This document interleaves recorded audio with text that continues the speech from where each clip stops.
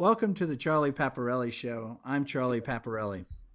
I've been an angel investor for over 25 years, and during that time, I have met hundreds of entrepreneurs who showed me how to start companies from scratch and how to build them into valuable enterprises. And I would ask if you don't want to miss an episode of this, if you would subscribe at paparelli.com. You'll not only be alerted as to when these interviews become available on each Friday, but as a bonus, you'll get my blog that publishes every Tuesday morning. The uh, the theme that I've been following here is how did you do that? And my guest today is Clint Emerson. And Clint is the founder and president of Nehemiah Holdings. He's also the owner and president of a business called CableQuest, which is a manufacturer and supplier of custom cabling. He was the EVP of operations at Home Bank Mortgage, and he was the regional VP and turnaround executive for Lanier Worldwide and Harris Corporation. He turned around operations in Puerto Rico, in Australia, and South America. He also serves on the board of No Longer Bound, which is a Christian addiction treatment program in Alpharetta, Georgia. And Clint is a believer and follower of Jesus Christ. His faith is fully integrated into his business, and we're going to be exploring that today. He's a friend and co-worker at the High Tech Prayer Breakfast here in Atlanta, and he is a graduate of the University of Maryland. I guess that makes him a terrapin. Today's topic, which I think will be of interest because I run into this so frequently over my career, which is how did you cross the chasm from corporate executive to entrepreneur and business owner? And Clint did that, and that's going to be really interesting to find out how he finally made that leap. So welcome, Clint, and thanks for sharing your experience with me and with my entrepreneur audience. I'm glad that you're here. Thank you, Charlie. All right, let me get this up here so that we see how we spell your name and all that. Thanks, Clint. Hey, let's start maybe, I talked about how this transition that you went through is so difficult. I talked to so many executives over the years that said, "Oh yeah, I really want to do this," and then they go out and they start looking for businesses. They deal with business brokers. It never goes anywhere, and then they wind up back at corporate because once you're at corporate, it's kind of safe. You're on a salary, is a structure in place. You know it. You've been doing it for so many years. So this is what we're going to talk about. But before we get to that, it's just, I guess we should start by saying, just give us an overview of the business that you own today and you lead today. What's going on with you? Okay, so first, Charlie, I'm one of these people that I don't have any original ideas. I just steal everybody else's. And so you laid an idea on me at one point, which was formative and certainly along the way, not in the beginning, but it was formative. You told me to read Stanley Tam's book, God Owns My Business. So it's just a slight, I'm one of those that's all in that says that God is the chairman, Jesus is the CEO, and the Holy Spirit's a legal counselor. And my wife and I, Jane, we are caretakers. We're like Adam and Eve in the beginning before the fall. We get to caretake the garden, and God gives us this job before the fall, by the way. And that's what we get to do, is steward it. And so thank you for that nugget, Charlie, because I constantly refer back to Stanley Tam and what he did. That's crazy. That book was given to me originally by Bill Leonard, who was the founder of the High Tech Prayer Breakfast. You told me that. A very good friend of mine. And I remember him giving me this book, and I was so young in my faith.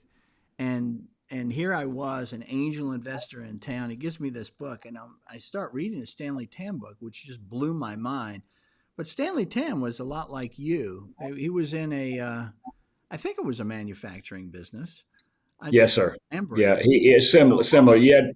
Similar. He had to extract the silver out of the photo cells and make that a business, and then he went on to plastics. So yes, in Ohio. Yeah. So he was in a sort of light manufacturing type of business. Yeah, but he was. Yeah. It was so startling because you say there's in this world today, there's this great separation. I call it this chasm, if you will, between our faith and our business. So we go to church on Sunday, and for the next 6 days, we're doing business. And there's this sort of Chinese wall here, right, that we just don't cross. And when you read Stanley Tam, he was the first guy that said, nope, that's not the case. My Yep. faith is my foundation in life. And so wherever I am, Jesus is right there with me, right? And it Yep. was just mind blowing for me to read that.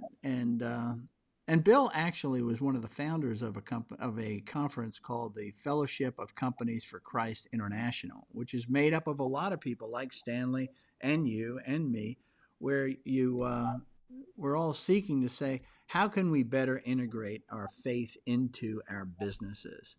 So you Yep. did that. What businesses are you in today? Talk about that for just a moment. We are purposefully in manufacturing, and we're contract manufacturers. And Okay. we happen to represent a segment of manufacturing that started to drift offshore, and then the acceleration of the loss of manufacturing really took place in the 90s when we developed free trade called NAFTA, and we're trying to recover. I mean, we're in a world where in the United States we can't make acetaminophen or nitrile gloves because we don't have the raw material components manufacturing. China and India own it, and they don't share when there's a crisis. So, we've done this to ourselves, but the unintended So consequence this is the is that problems. This is the problems that we ran into with this pandemic, and we couldn't get masks, and we correct, couldn't get gloves, we couldn't get any of that. correct. That's Well, and that was from NAFTA. correct. Well, it accelerated under Paul Krugman as the economist, and to his credit, he's admitted he was wrong. We need all levels of manufacturing, but we've got to recover that now. How far back does that go? It started in the 70s when we opened up with China, and it was dripping out, and then in the 90s it just went full flung. And I'll give you an example. In our industry, when I bought this business, my Tell wife them what industry you're in, because you didn't talk about that at all. So contract man. tell them about CableQuest. That's the name of Okay. your company. We're a contract manufacturer of custom cable assembly, wire harness, and electromechanical assembly, and we support OEMs and facilities, but mostly OEMs on the custom cable side and the wire harness side. But So we're putting, you also have some brand name customers, do you not? we very much do, yes, sir. Yeah. Yeah. Are you able to share those names, or is that not Uh, allowed? we're under NDAs for all of them, so Oh, you are? Okay. yeah. Well, I think I did thank you for giving me a tour of your business, and you did share yes, some of those names, but I understand that. But I'll tell my audience that that Clint's supplying custom cables to some very real, multi-trillion-dollar valued company. So he's out there. But go yeah. ahead, Clint. Well, and so this custom cable and wire harness industry, we put product into machines that require power or data or communication, and we also put power distribution cable assemblies into facilities like data centers. We supply data centers on a daily basis, and we have both combinations. We've recently benefited from the acquisition of a company called Apogee Controls Incorporated. So now we are CableQuest Incorporated and Apogee Controls. CableQuest is a high mix, low volume, and Apogee is a low mix, high volume provider. Okay. And we've got diversification. But bring me But back to one of the things that you were talking about before I forced you back into this overview of your business was this whole NAFTA. You were saying yes, sir. how it I was just impacted. about to go Kind there. of Yeah. took you off track a little bit. Yeah. So So when I bought this business, my wife and I bought this business in 2004. There were 1,550 custom cable assembly shops in America. Average size was 1.5 million. Today, there are less than 1,100. Average size is 3.6 million. So there's been a consolidation, and there's been flight, and the two countries, the number one country that's taken most of it is China. We're seeing India starting to grow, Vietnam, et cetera, but China still owns the commanding share. And it's not good for our national economy, but I'm focused really only on what I can control. And the unintended consequence of all of this has been on the frontline worker. And their wages have just been smashed and decimated. They don't make a living wage. There's been no growth in their wages from 1974 to 2018. We had a 30% increase in 2019 during the Trump administration, and then recently during this first half of the year, 30% increase in their wages? in their wages, they still Okay. didn't come back to par. And then in the pandemic with this current administration, we're at a 23% increase, still not up to living wage in most communities. What happened is we created job deserts. And anywhere you go into flyover America or urban America, you see job deserts. So the issue is not about some of these topical things we hear about in the news today. The issue is about poverty, and that's what we create in these communities when we pull industry out. And so our focus, our purpose, we are a marketplace ministry for our associates. And the idea is to create thriving jobs. Wow. So when you've got this momentum that's all moving offshore, which you're saying had started in the 70s, okay, and continued through and accelerated after this NAFTA agreement, how do you reverse how do you reverse that sort of that momentum that's now, as you're saying, it's not only China, now it's India, then it's moving into Vietnam, and I hear this from other people in business. How do you reverse that? Uh, Either you reverse it or you have to do something with that employee base. Those employee deserts, would you call them Job deserts. job deserts, right? So these whole communities become impoverished because they were dependent on manufacturing jobs, and now those manufacturing jobs go away. There's nowhere else for them to go. So those whole Right. communities fall victim to this.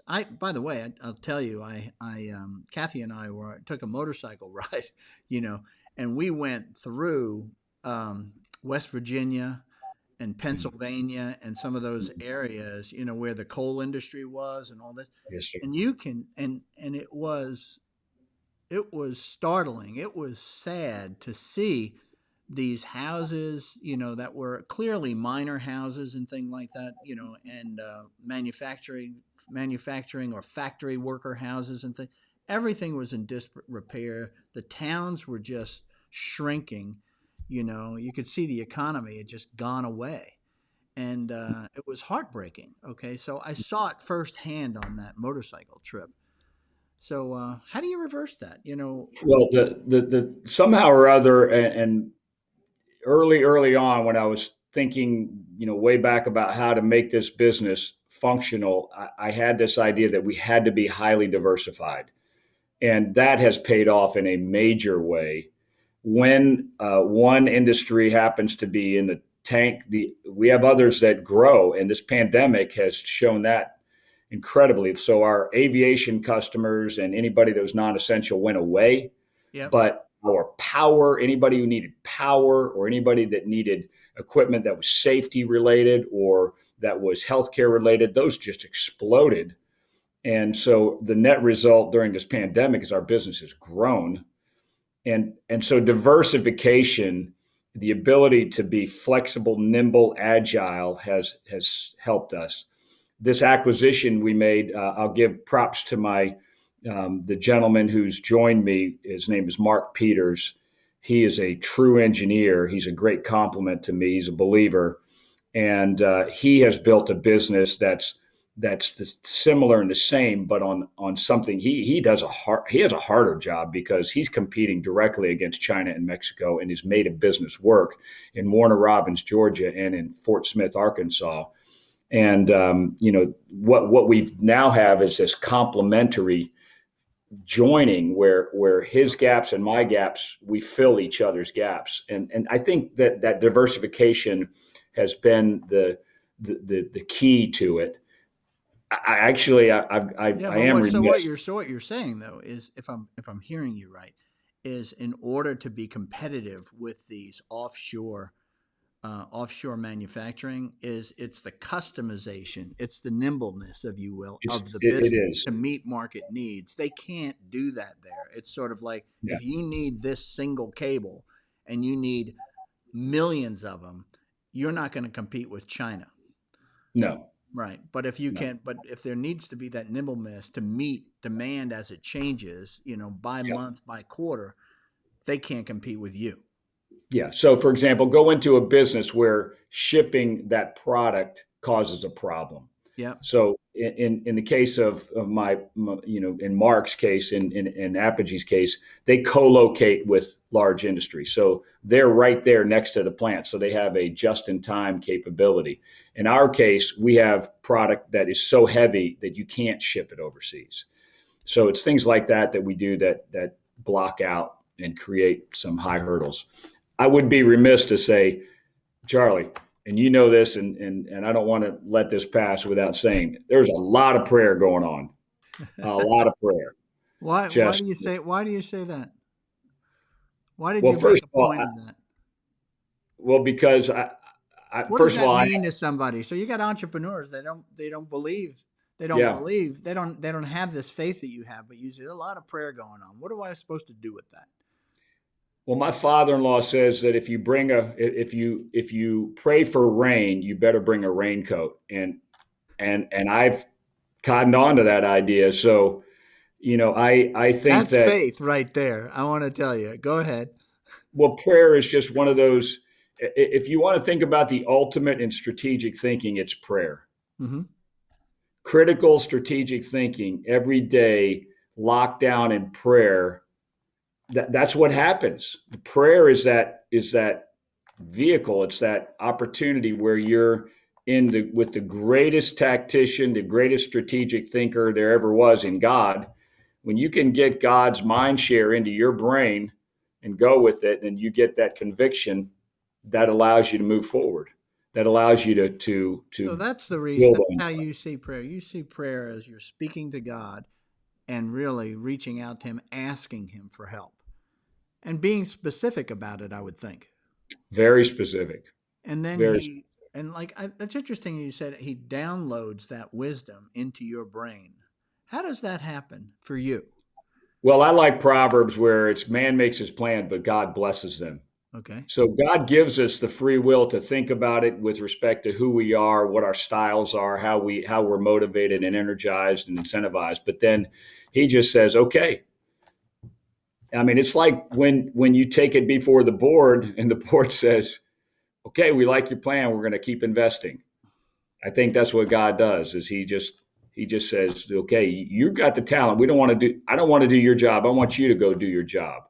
Yeah, but And it that's what He sounds like the way you're talking about, and even the quote that you gave, that you're making the plan and you're asking God to bless it. Okay, is that actually how it works, or God's given you the plan and blessing it? I mean, there's two ways to kind of go about that. Yeah, I mean, it's hard to shake it and differentiate it. How does it work for you, though? How does it work for you? Well, the way it works for me is that I've got all these thoughts, and when these thoughts are in my head, I dwell on them in prayer, and then something will come along in a way that affirms for me that that's the right direction to go. Okay. And then and there's been times when I love borrowing from faith driven movement. It's the 8 marks of accountability. Sometimes I've been willful and not faithful, and I've done something because I wanted to do it. I really believe that it's important that you sit back and carefully connect with God deeply, meaningfully, and get that insight that only God can give. And sometimes that comes Does it come from in as a sense of peace? Does it come as a vision? How does it work for you? the way it comes from me is that I will have some things just come together, like the activities or events, the people, the timing. It just will come together at a time. Like, can I give you an example that I shared? Love it. There's an example. So I've long had this idea, not my own, but inspired by Pat Flood from Home Bank Mortgage. Pat named Ike Reichard as our chief people officer. Ike He is a full-blown minister. He started North Star Church. He's a great man of God. He came over as our chief people officer. So, I love the idea. We employ the marketplace chaplains here. There's an arm's length transaction between us and the marketplace chaplains. And I wanted something in-house to help us navigate that. The marketplace chaplains take care of the counseling, the personal information with our associates. We didn't have anybody here that could be a rabbi or a teacher. So I'm thinking about this, and Wes Widener, who's in my Grace at Work Bible study every Friday morning, he says, hey, there's this gentleman who's here from Uganda, trapped by COVID. His work visa has just come through. He needs a job. So I give this gentleman a job. His name is Valentino Chief Casabante. Chief is about 5'6". He's 110 pounds, infectious smile. He's a bright light. One thing Chief does, besides going on the floor and giving great work, I mean, he's obviously working for God, right? He's just giving good quality. He joins our Bible study every Friday morning, and he's the one employee that consistently comes over and over. And while he's there, he reveals that he's a fully trained, seminary trained minister, and he gives as good as he gets. He instructs us on things we never had any idea about, particularly from a different culture. And then about 2 months in, he shows me these photos of him in a full uniform of the South Sudanese army. He was a chaplain. A Ugandan goes to South Sudan and serves for a year with the South Sudanese army, and he's the main guy. And it's amazing the camaraderie you can see in the photos with the other soldiers. So I look at those pictures, and this is where God says, okay, I didn't even ask God if that was if Chief was my chaplain. I just said, here it is. Well, you didn't. Were you asking God did you ask God for a chaplain? Over 2 years prior. You did. Okay. Yeah. So this is what I got to get to I think for leaders, I got a little lost in your story, but I see where you kind of brought it together at the end there. But I think that leaders are interested, particularly Christian leaders, they said, you should pray, for God to sort of speak to you in your business, to help you lead. Okay. Yeah. And I don't know how to do that. Most I people don't don't, either. they don't know how to do that. But that's why I'm saying, what's your experience in doing it? Like when you talked about, I'm leaving corporate. Okay. Where did this idea, for example, of coming up to leave corporate to move into being your own business owner? Like, where was that a prayer time, or was that something you just did? There's a lot of prayer going on that, and I wasn't the only one praying. At the time, my mother was alive. She was my hero in life, and she was a prayer warrior. My wife was is a prayer. Uh-huh. So I have these people praying for me. That came about, I think, because when I started venturing out to become a CEO for another company, none of those doors were opening, but I had the gift of equity from and savings, and so I had a pretty long runway where I could make that opportunity happen. So I took advantage of it, and in that time frame, which took me from December of, it's actually before I started before December of 2003, but we finally culminated in a sale and an acquisition in August 31st of 2004. So it took me 9 months, right, to do that, and I never thought that was going to happen the whole time until it finally did. What is it? I don't know what we're talking about. The What the sale? acquisition, the acquisition we Of made. CableQuest? Correct, correct.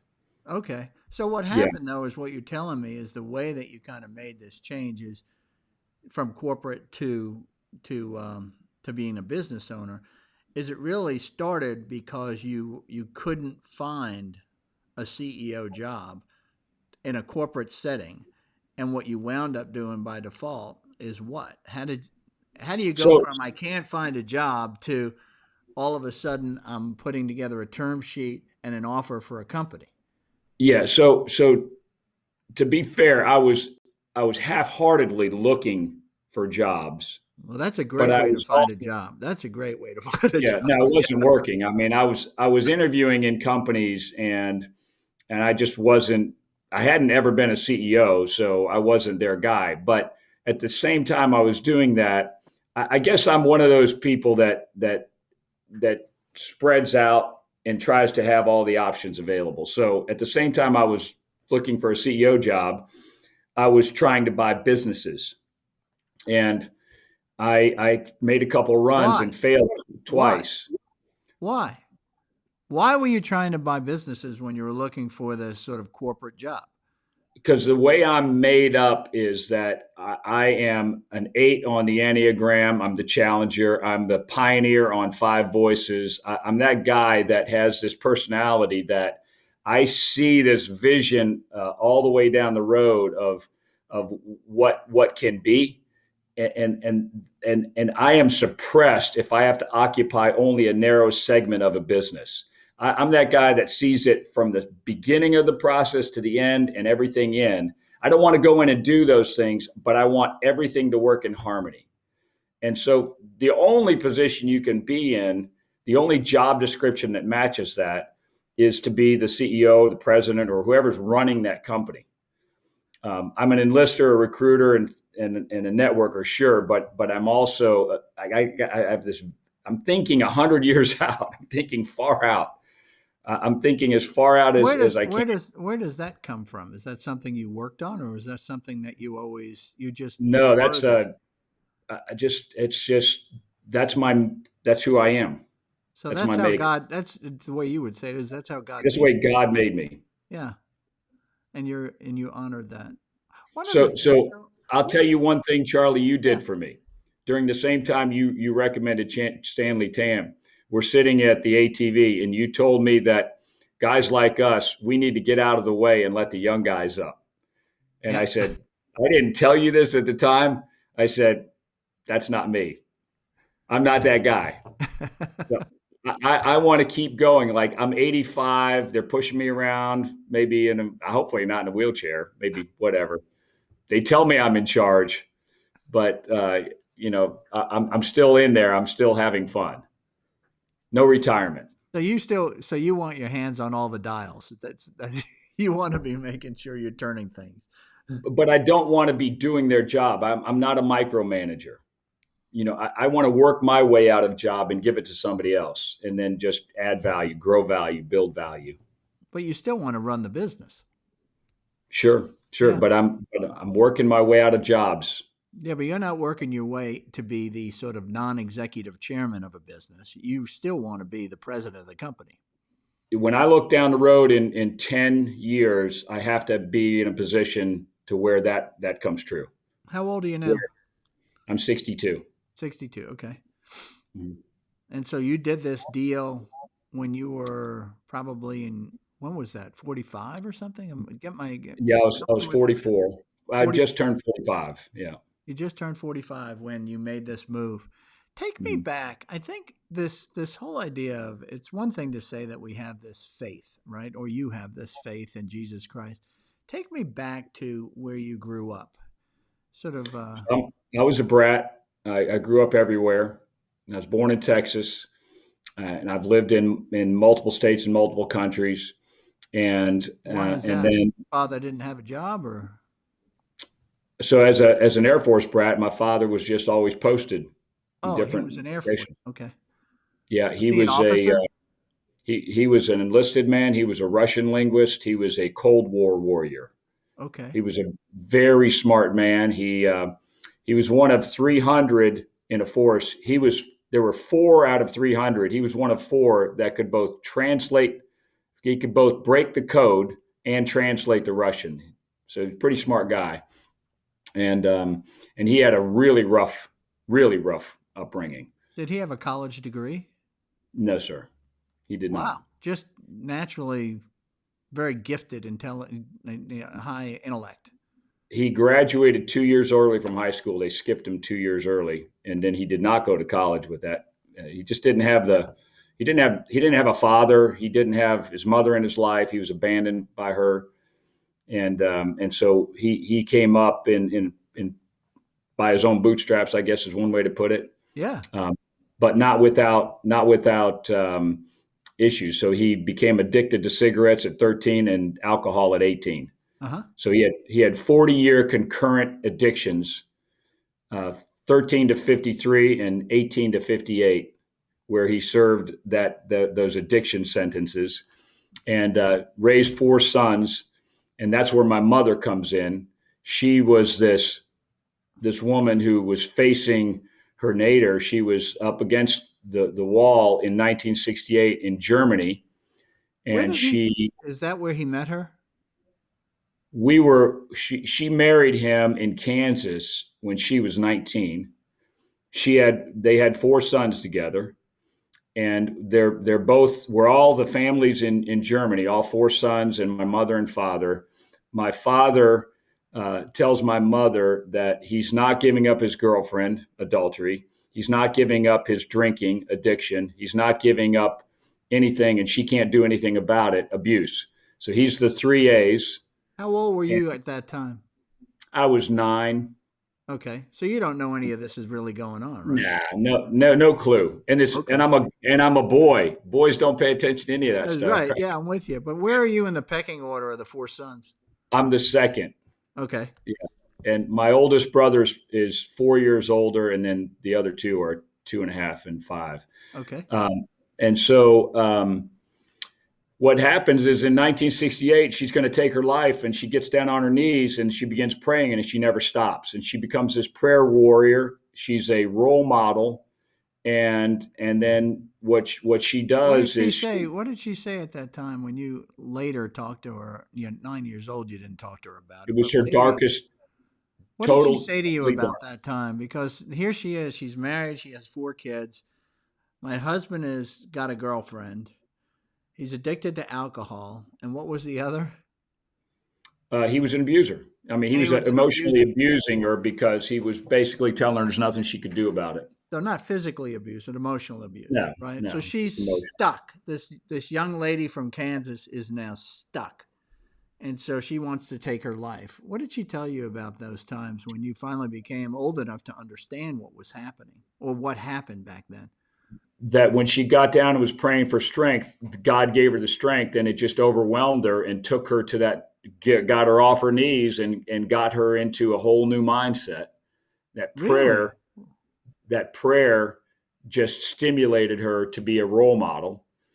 She went So, back she went to college, got her degree, got her master's in pastoral counseling, ran the Family Life Center on Fort Meade, Maryland, and retired at the age of 66. At the age of 66, with over 20 years served, and was the director counseling soldiers and their how did, families. but how did she get out of?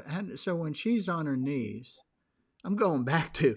I mean, this is an interesting time. I mean, she's sitting there and she's like, "I'm ready to take my life," because I see no way out.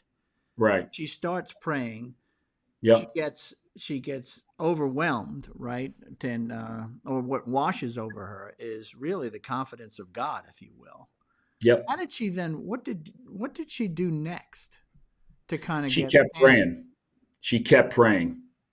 She never stopped praying. So he kept doing what he's doing, and she Yep. just kept praying. Kept praying. All right. And how did that affect you then and your brothers? Well, because the way it affected us is that we had this role model who would come home stone cold drunk at 12 midnight, and I mean he was a very hard worker. At 5:30 in the morning, he would wake up, have his feet on the ground and a cigarette in his mouth, pull us out of bed so I could go deliver my newspapers. But what would happen is we would find trouble. So I would be on my way to hang out with those guys who were doing the wrong things, and this invisible hand would come down on my head, and the next thing you know, and this happened to all my brothers. We'd be on our way to trouble, and the next thing you know, we're not. We're in some other place. It happened throughout our lives where we Was are the heading down invisible this hand path. your father, or you say invisible My hand? father above. Oh, so it wasn't your father that grabbed you. He wasn't involved in No, your it life. was somehow God would we think it's God where it's this I'm on my way to trouble, and the next thing you know I'm turned around in a different direction and I'm going out of trouble. Give me an example of that. Do you have a story? Yeah, so I had this group of friends in high school. I still love these guys; they're great guys. Where But were we'd you hang at the out. time? Is this in We were in Germany? Fort Meade, Maryland, In Odenton, Maryland. Maryland, Okay. and our evenings were hanging out at the car wash, drinking beer, carousing, driving 100 miles an hour down the road. None of those guys went to college. Yeah. Um, and look, they're all model, they're all great guys and all that. But my pathway, given my father's background, was that I was going to keep consuming alcohol or drugs or something and wind up addicted. And so Yeah, because so I think as young men, I know I was this way, is I want that's what it means to be an adult. That's what it yeah, means to be a yeah, man, right? You look yeah, at your father, yeah. and if he drinks and he smokes, that's what you need to do. So here's how my mother's prayers impacted us. The statistics on addictions in first and second generation would be 45%. We had 4 sons and 11 grandchildren. In my mother's prayer, we have 0 addictions in that group. Whoa.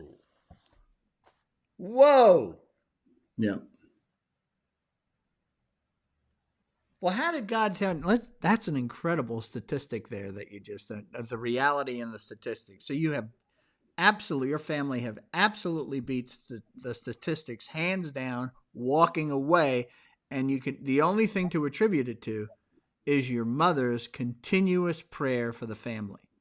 Yes. And so this is where I see, I love my father, okay, too. He's the guy, the last guy that bore this generational sin that preceded him.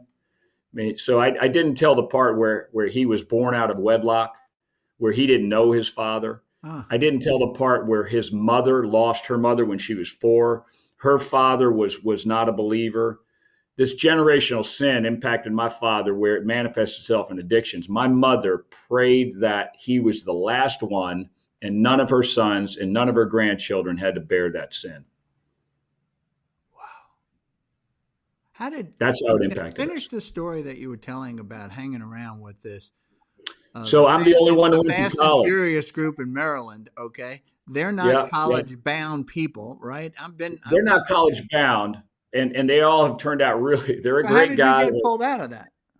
I just, for some reason, I don't know. Like I said, well, what are you Because going to this do? is a really Well, hard thing to do. I mean, but it's a really hard thing to do because when we get our friends group, yeah, the hardest thing to do is to unfriend a friends group, okay, to kind yeah. of go to a new group, especially at that age. You're talking about 16, 17, 18. So how did that ever Yeah. happen for you? Yeah. You know, I guess what it was is it wasn't that they were influencing. They weren't influencing me to do this stuff. We were just all kind of doing it together. But then somehow or other, I just said, well, I guess I'll apply to University of Maryland, and I got in. It was no problem.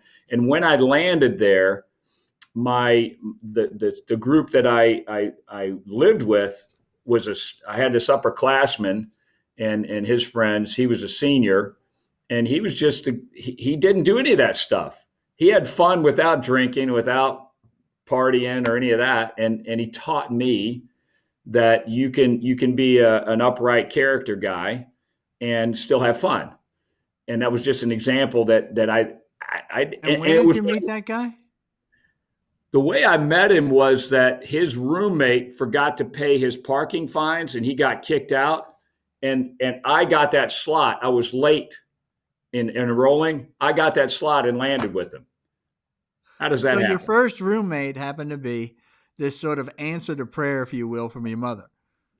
His name is Randy Ratliff. He lives here in Atlanta. There's a whole great story around him and his family, but he's a role model, and And worked out pretty well. that's who you roomed with as a freshman.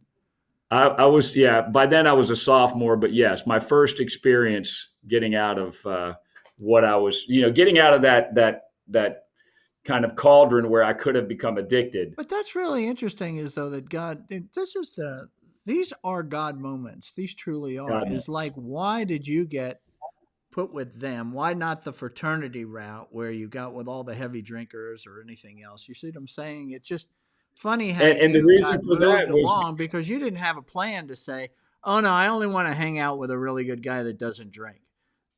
Yeah. Yeah, and there's a couple of those guys in that group, and they were confident enough to where we would all go to the fraternity parties, Yeah. and hang out. But we didn't. He never had to be part. He never had to be in it. He could be a distinct and a separate, and that was a good role model for me. Gosh, I wish I Yeah. had a role model. I wish I would have had a role model like that in college. I think I was the guy that was sort of one of the leaders that was the bad role model. Okay. And boy, I don't know. God saved my life. I don't know, but that's another story. That's my story, not your story. So what Yeah, yeah. happened then with your father and mother stayed together? Did they not? So my mother realized that she was enabling his addiction. He was stubborn. He wouldn't give up. He wouldn't quit. So she put him through a 3 year process of each step leading towards the divorce, and he never gave in. And What kind of and process did your mother put in place? I never heard so somebody describe this sort of process to either divorce or staying together. I mean, how did that? Was she did so she it's set up a always set of conditional. milestones for him? Correct. It's always conditional. When you stop your addiction, we will resume the marriage. So each one is kind of like the first step is a, like a trial separation. The next step is a longer separation. So there's these things that you do that move this proceeding further along. And this is where my mother had to really bargain and negotiate within herself, because she came from that Church of Christ where divorce is not allowed. Right. Yeah. And she just, that's not something. But however, there are for those not that are Let me ask you non-believers. this: what about the other side? But the other side of that is your father, who could have said, "I don't need this," and he could have he, walked out. How come he didn't divorce your mother?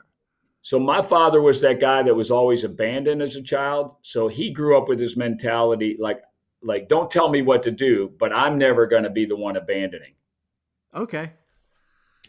So he's gonna stay in thick or thin, but it's gonna be on his rules, On his terms. on his Right. terms. I got it. Yep. Okay.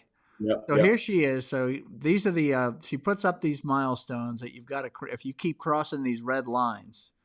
Yep. How did she finally come around to overcoming this Church of Christ background that she had, where there is no divorce I and don't. She getting a never did. divorce? She never overcame that. She felt guilty about that to the day she died. Huh. And it just, it was one of those. You just have to kind of put the. At the end of the day, she was enabling his dysfunction. She was paying all the bills, putting the food on the table, making sure that the house was clean and everything. He was just going to work and coming home. And to give you an idea of how functional he was, a year after they divorced, he finally woke up after 24 hours of unconsciousness. He had binged and had missed work one day. That next morning, when he had missed work, he quit drinking cold turkey by himself, like that. How old was he then? 58. How old were you? So if he was 58, I was at the time 28, almost. Yeah, 28. So your No, youngest brother would no. have been your youngest brother. Okay, go ahead. Hold on. So I was about 28. Yeah, something like that. And so your youngest brother would have been 23. 23, right? Yeah, And when did they? How old were they? How old were you when your parents divorced? 27. Oh, 27. Okay, so it was Yeah, right. So after the divorce is when he got even worse with this addiction because of the abandonment, he, probably. he he finally missed a day of work from the drinking. Isn't that something? Because Yeah. I think, didn't you say he would come home at midnight and he'd be up at 5:30? So let me back up a little bit. When he was 53, the doctor diagnosed his pneumonia and a spot on his lung and told him that he had to quit smoking. He quit smoking like that, never picked up another cigarette. Oh He my! kept going into the bar. 5 years he went into the bar, the Old Farm Inn in Oakton, Maryland. Look it up. He would sit in that smoke filled bar and never pick up a cigarette, kept drinking, would get drunk, come home, and do it all over again. Never smoked. On that fifth year afterwards, where it was a year after the divorce, when he binged and he missed work, the work was the most important thing to him. And when he missed work, he woke up the next day and quit drinking and never touched another drop for 19 years until he died. So he never saw himself as a drinker. He saw himself, his identity was his fulfillment really and his identity came from work. Had to. No question. Yeah. He was So he was how fulfilled. did all of this that was going on, this dysfunction in your family, how did it affect you and your brothers? Well, I mean, I think that in all our cases, we all dealt with it in different ways. I have one brother who still hasn't forgiven my father. I actually kind of revere my father in as a almost. I think he's the guy that bore the. He was the last guy to bear generational sin. I look at him as this guy who. That's sort of a sucks for him kind of a deal. What a terrible role Yeah. to have, right? Yeah. Well, but think about this. That's showing grace to your dad, right? Your brother's Well, looking at himself more as a victim. Is how, that the difference? how would you be if from so other part of the story I didn't share. My grandmother had a skill of meeting and marrying the abuser. She did it 3 times in a row. So much of an abuser that my father couldn't live with her. So she abandoned him to friends and relatives his whole childhood. How would somebody be? How would I be if I was abandoned by my mother, had no father, and I had to go live with somebody I didn't know? Hmm. I mean, this is where when we start coming back to Nehemiah, and the number one issue we have in our communities around here in these job deserts is single parents, multiple children, multiple partners, low education, no education, addictions, incarcerations, the nutrition they choose because of a lack of parenting is the jelly donut and the 32-ounce Mountain Dew. Their healthcare program is a pack of cigarettes. When they get their stipend check, they take their 1995 Mazda and they buy Monza and they buy four $300 tires.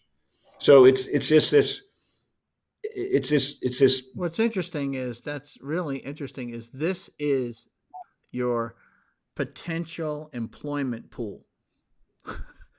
Our This is client.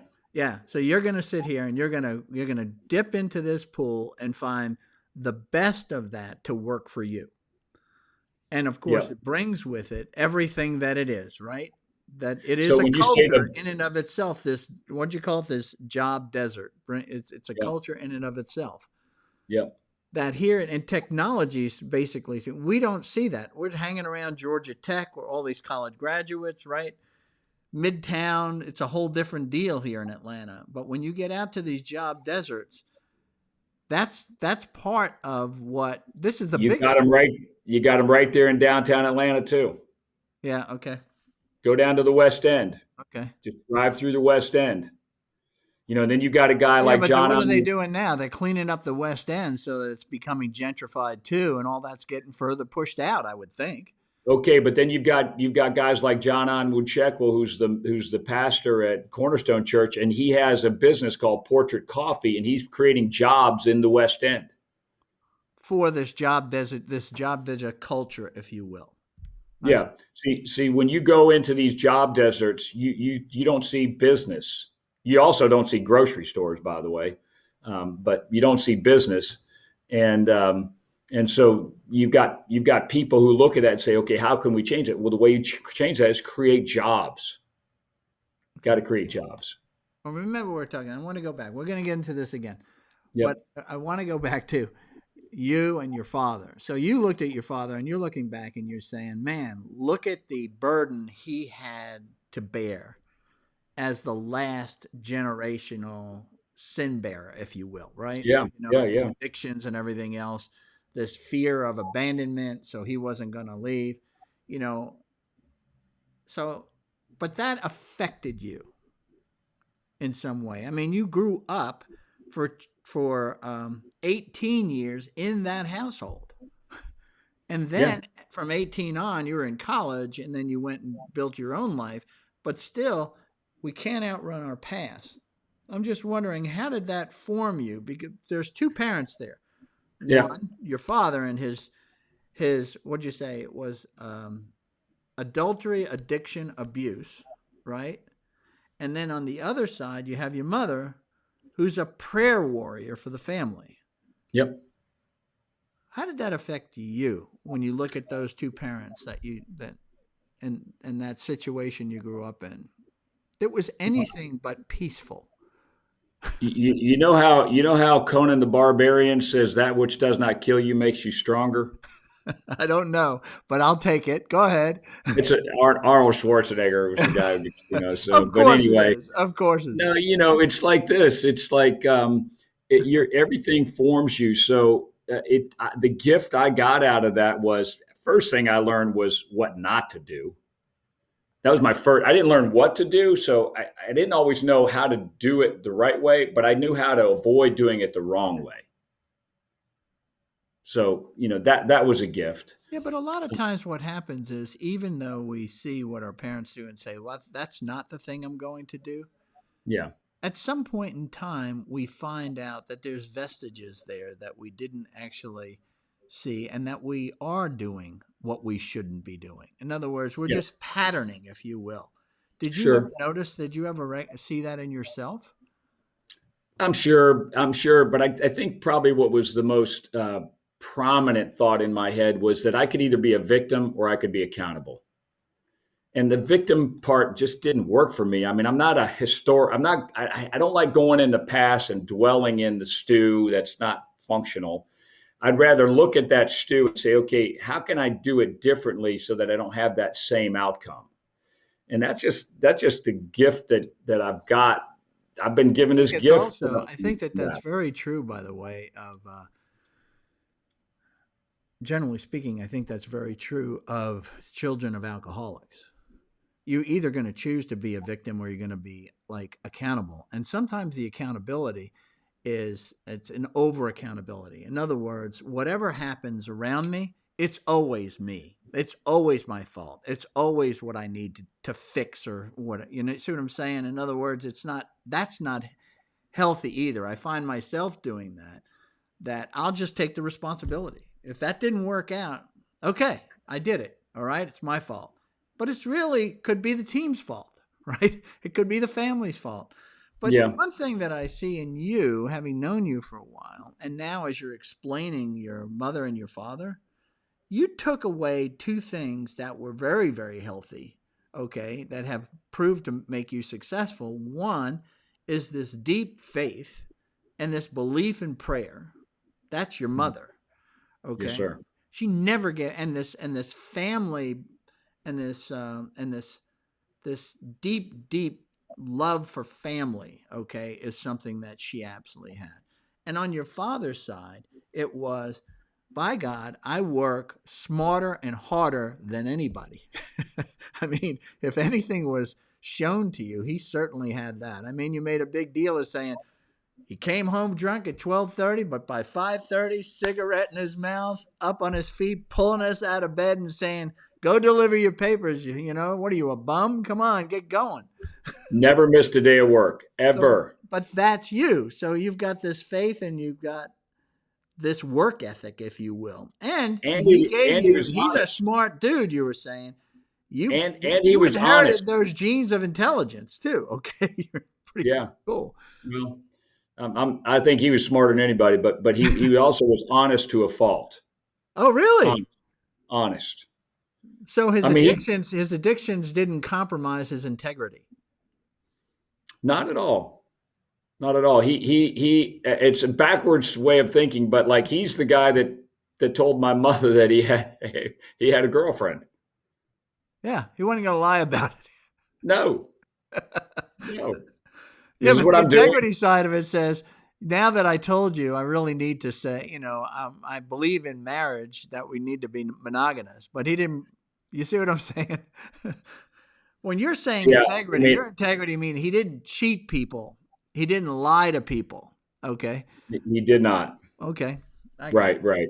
So tell me Look, about your faith and how your mother's faith, I can see how your mother's faith then became your faith. When did you actually own the faith and it wasn't your mother's faith? In other words, when did it become your relationship with Jesus Christ as opposed to, well, I just grew up that way and so yeah, I'm a Christian and I pray and was there a time then that happened?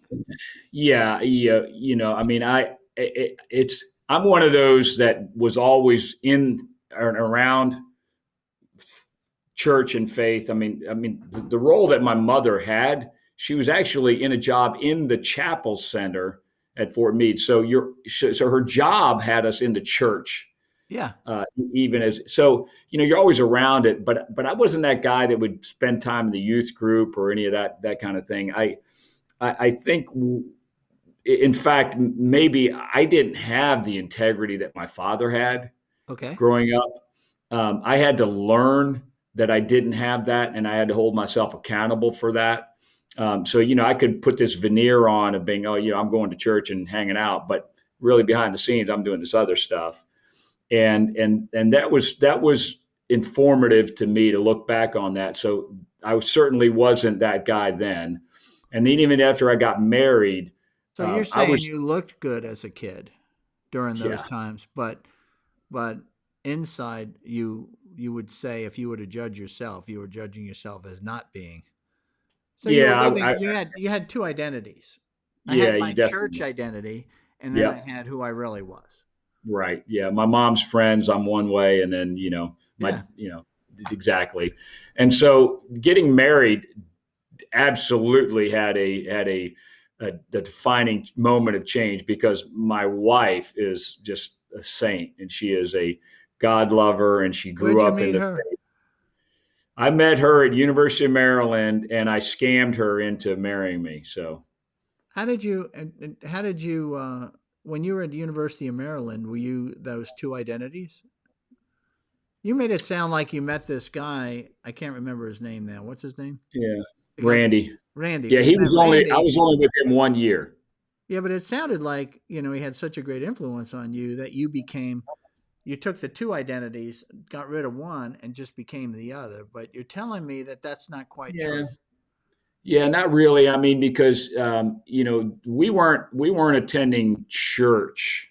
None of us were. I finally, I think in my, I think the way I would go to church was the convenience. So I grew up Protestant, but the only church that was within walking distance on campus was the Catholic services, and they were so convenient. There was one every hour for like 10 hours in a row. And so I would go to the 12:30 mass after I'd woken up from the night before, but I was working, I was in a bar working or whatever, but I would get up late and go to mass at 12:30 p.m. And I But you wasn't weren't a Catholic. drinker. Well, I mean, we partied, okay? All I right. definitely. Well, you made it sound like you were an altar boy when you tell me about Randy, okay? Well, with Randy, we would go out and have a beer, but there was none of those. It was the 2 years after that, the gang I hung out with, we partied more. Okay, Oh, okay. Okay. The yeah, truth be yeah, yeah. told. But then but it wasn't like it wasn't the kind of we still had to you still had to get up and do your studies. You had to get through the classes and all that. I had to work. I had to pay Yeah, but my it own way. didn't sound like your faith was played a very big part. My faith wasn't a big part of it. Yeah, there was this 1 hour going to mass on Sundays, and that was it. Really, no Okay. praying. You're not doing any of that stuff. Not a prayer warrior yet. So married my wife, Where did you and then meet her? like You said you I met her met her. at I met Maryland. her. Thankfully, I met her after the 4 years were up, right at the very end. And there's But a you're long still story. I this won't. you're still this guy who's drinking and Yeah, working no, hard. You look, sound a lot like your father. You just didn't have the addiction. I mean, yeah. Oh, no okay. question. My father was a charmer. He was an inch deep and a mile wide. Okay. He loved the ladies, no question. And they Um, loved him. and they loved him.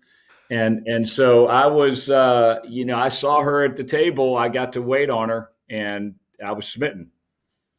And there's a long, long, long story about all You that know, because I had to, there's a funny line that I read in I read recently The Godfather.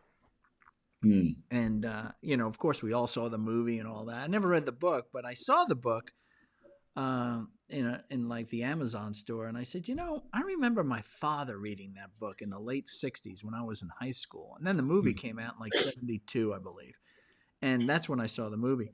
I said, I got to read the book. And one of the things that happened in that is when Michael Corleone is over in Sicily, you know, on the lam, if you will, so he doesn't get prosecuted for having assassinated the police officer and the other Italian guy. He sees Abalone, who's this girl, and the way it was described in the book was interesting. It's almost like what you just said when you saw your wife. It said it was the first time in his life that he was so attracted to her, he just had to have her. He had to own her. It had to be his. You know, that was that love at first sight. And they in the book they say that he was really hit with the light, you know, like that. And that's what happened to you. Is you What had to happened? like own her. She had to be sort of like yours, right? Yep, yep, yep.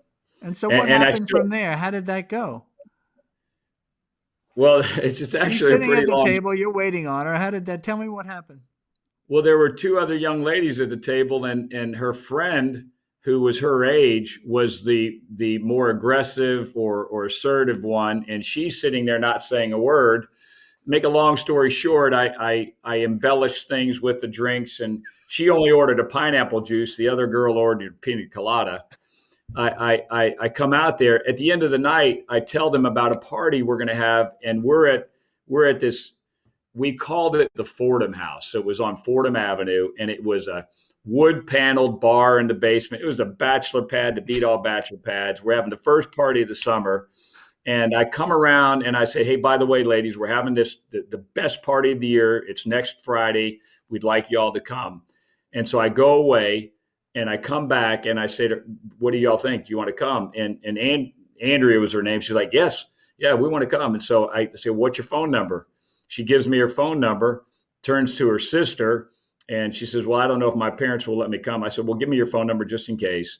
And then I So turned to was Jane. Andrea the one that was actually drinking alcohol, Correct. and Correct. her sister was, Underage, and not that's you, Coca-Cola. and that is who now your wife is. So then next was Jane. So we Oh, have that okay, Andrea, we have Judy, and we have Jane. okay. And so I turn to Jane and I say, your phone number. Just long silence, incredibly long. And I knew enough not to say a word.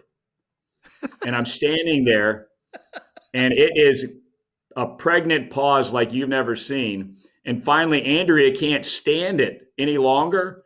And she blurts out Jane's phone number, 937-7708. I still remember the phone number, right?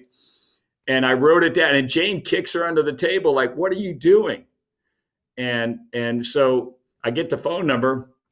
In the middle of the week, I'm thinking to myself, well, Andrea told me so much information because she commanded the conversation the whole time I was waiting on the table. She told me that she worked during the day. So I purposefully called her during the day. We had answering machines back then. So I leave a voicemail, I leave an answering machine message, tell her about the party. Then I call her sister and I say, can you come? And she says, well, no, my parents won't let me. I said, do you know if your sister's coming? I said, oh, she's definitely coming. Great. So then I called Jane. Her mother answers the phone. She gives Jane the phone. And I knew Jane didn't work during the day. Hers was an evening job. She was a cocktail waitress somewhere at O'Charlie's, I think it was. So I said to her, "Hello, Jane. This is Clint." Pregnant pause. Clint who? I said, "Clint, your waiter from the Straw Boss." Pregnant pause. Oh, what do you want? I mean, tough, right? And I said, well, the reason I'm calling you, remember, I told you we have this party, and And so I would like you to come. She goes, well, I can't, I've got to work that night and there's no way I can make it. I said, well, that's too bad because, I thought you might join Andrea. She says, oh, Andrea's coming? Yes, she's definitely coming. I assumed that, right? Yeah. And so she says, well, I'll think about it. Well, sure enough, Andrea gets the message and calls Jane, says, you're coming with me. Like, we're coming. And Jane's like, I can't. No, you're coming. You owe me. So she dragged Jane there. And then, so I told all my buddies, I said, look, I don't know if they're coming, but if they do, there's these two girls. And here's what we got to do. So I told Pat, you're with me. And Goody, you take Andrea down to the basement. Okay. You grab her, take her down to the basement. And Pat, you and I will take Jane into the back kitchen here. And so all this plan works. Goody takes her down and starts talking to Andrea and keeps her entertained. I go back with Jane. We were playing quarters and Jane was no good at it. So she has, and she's a lightweight too. So by the time Andrea had figured out what was happening, she comes upstairs and sees me having this conversation with Jane, and it's the two of us talking. And it's like the Fred Flintstone music is playing in the background, very angry. And she says, Jane, I'm leaving right now. And if you want to ride, you better come with me. And Jane looks up at me and I said, I'll take you home. And Jane looks at me and says, oh. And I didn't have a car or anything. I didn't know I was going to do it, but somehow I figured it out, right? And so Andrea then stormed out, slammed the door, and that was the end of her. And that's when the relationship with Jane happened. And so we courted, and actually we courted twice, and finally married her a couple of years after that. So how did Jane then? It seems like Jane actually had an impact on your faith. Yeah. So first of all, she is she's one of these kind. She's that's the word to describe her, is kind. And I didn't know kind growing up. Hmm. And my daughter is also kind. So my daughter was firstborn. So I get these two women when I'm a all boy household. That's how I've grown up. And I have to learn I got to learn how to handle kind, first of all, because when they're kind to me, I don't know how to handle that. But then What does I've that also, mean? How do you handle if somebody's kind back then when they were kind to well, you? when someone's kind to you and you don't reciprocate, you're not kind back. So you didn't trust kind. You you Or you is that you too kind of strong? Is that too strong a word? I didn't mean to use the word. Yeah, maybe that's it. It just it's something you're not. I just my mother was kind, no question about it. The question she was kind, but I think more of the influence when you're a young male is like you want to be a young male. You want to be tough and you want to I don't need kind. don't need it. Right, kind is weak. Right, Okay. yeah, I guess, but it's not. And kind is really it's like meek. It's power under control. Right, Okay. it's strong.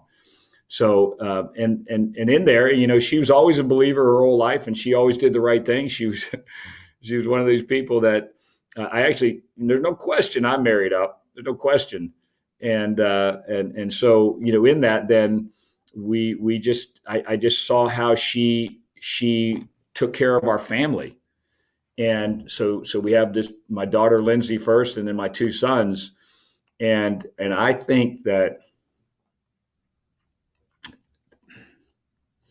the that my kids are who they are because of her.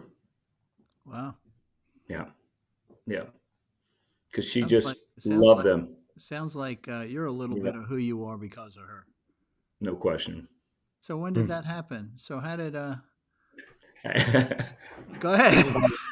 is like that Roy Firestone thing, You start crying. No, she just loves her family. She just loves family, and family's so important. And it is. It's the most important thing. God gives us families to bless us. So how do you And cross the chasm during all this? There, at some point during all this time, you kind of cross that chasm also of saying, yeah, yeah, yeah, I go to church, and yeah, I guess I'm a Christian, I'm a Protestant, or I'm a Christian, or whatever. that's a simple answer. my mother's prayers, and then I'm sure Jane and her parents too were praying, but definitely my mother's prayers just kind of just kept grinding down that coarseness, just kept grinding it down and grinding it down and grinding it down, and then what I think became the impetus was the way to take the lesson. So at Lanier, I had this wonderful experience where Wes Cantrell Jr. became the CEO of Lanier, and he was the first godly man running a business that I'd ever experienced. And So this is he your created, first job as a professional. yeah, but he was the CEO. I was far down, but he transformed our company, and he brought serving in a way, and our core ideology was based on serving, and it Okay. was a godly principle, and he was inspired by scripture in all the ways he ran the business. So it was, to me, it was certainly evident, especially in retrospect, but along the way I was watching these things that captivated me, like the strategy of our company, about caring for people, caring for the customer. I bought that hook, line, and sinker. Hmm. I did everything to be that culture. And then when that opportunity kind of ran its course, and then I went to Home Bank, Pat Flood was that guy who taught me what it is to be a faith-based leader and to run a faith-based business. And I got to see him mix his faith in with his business. And the lessons I learned, by the way, of what not to do from both of them was not to go public, because in both cases they lost control of what they were running there when other people got to opine on what it should be. Oh, you mean And what do you mean? Don't go public as a company. In other words, correct. don't sell out to the public, if you will. Yeah, I, yeah. Well, I don't go public. Like be a Chick-fil-A. Don't be, I don't say, be a, okay, I understand. I just want to make sure when yeah. you say don't go public, I didn't know if you meant don't go public with your faith. No, Okay. be public with your faith, because when you are a family-held business, you can do that and But represent I it. don't understand so was there some time though when you actually gave what I would say submitted your life to Christ as an Yeah. adult? Was there this time? It was just this. It's just this. Each day was better than the next, better than the next. There was no lightning bolt moment. There was. It Okay. just was an evolution of. I kept on having these mutations. That this is my zoology background speaking. I kept having these mutations where I just was, one day I was a better following God than the next. I mean, certainly there were things that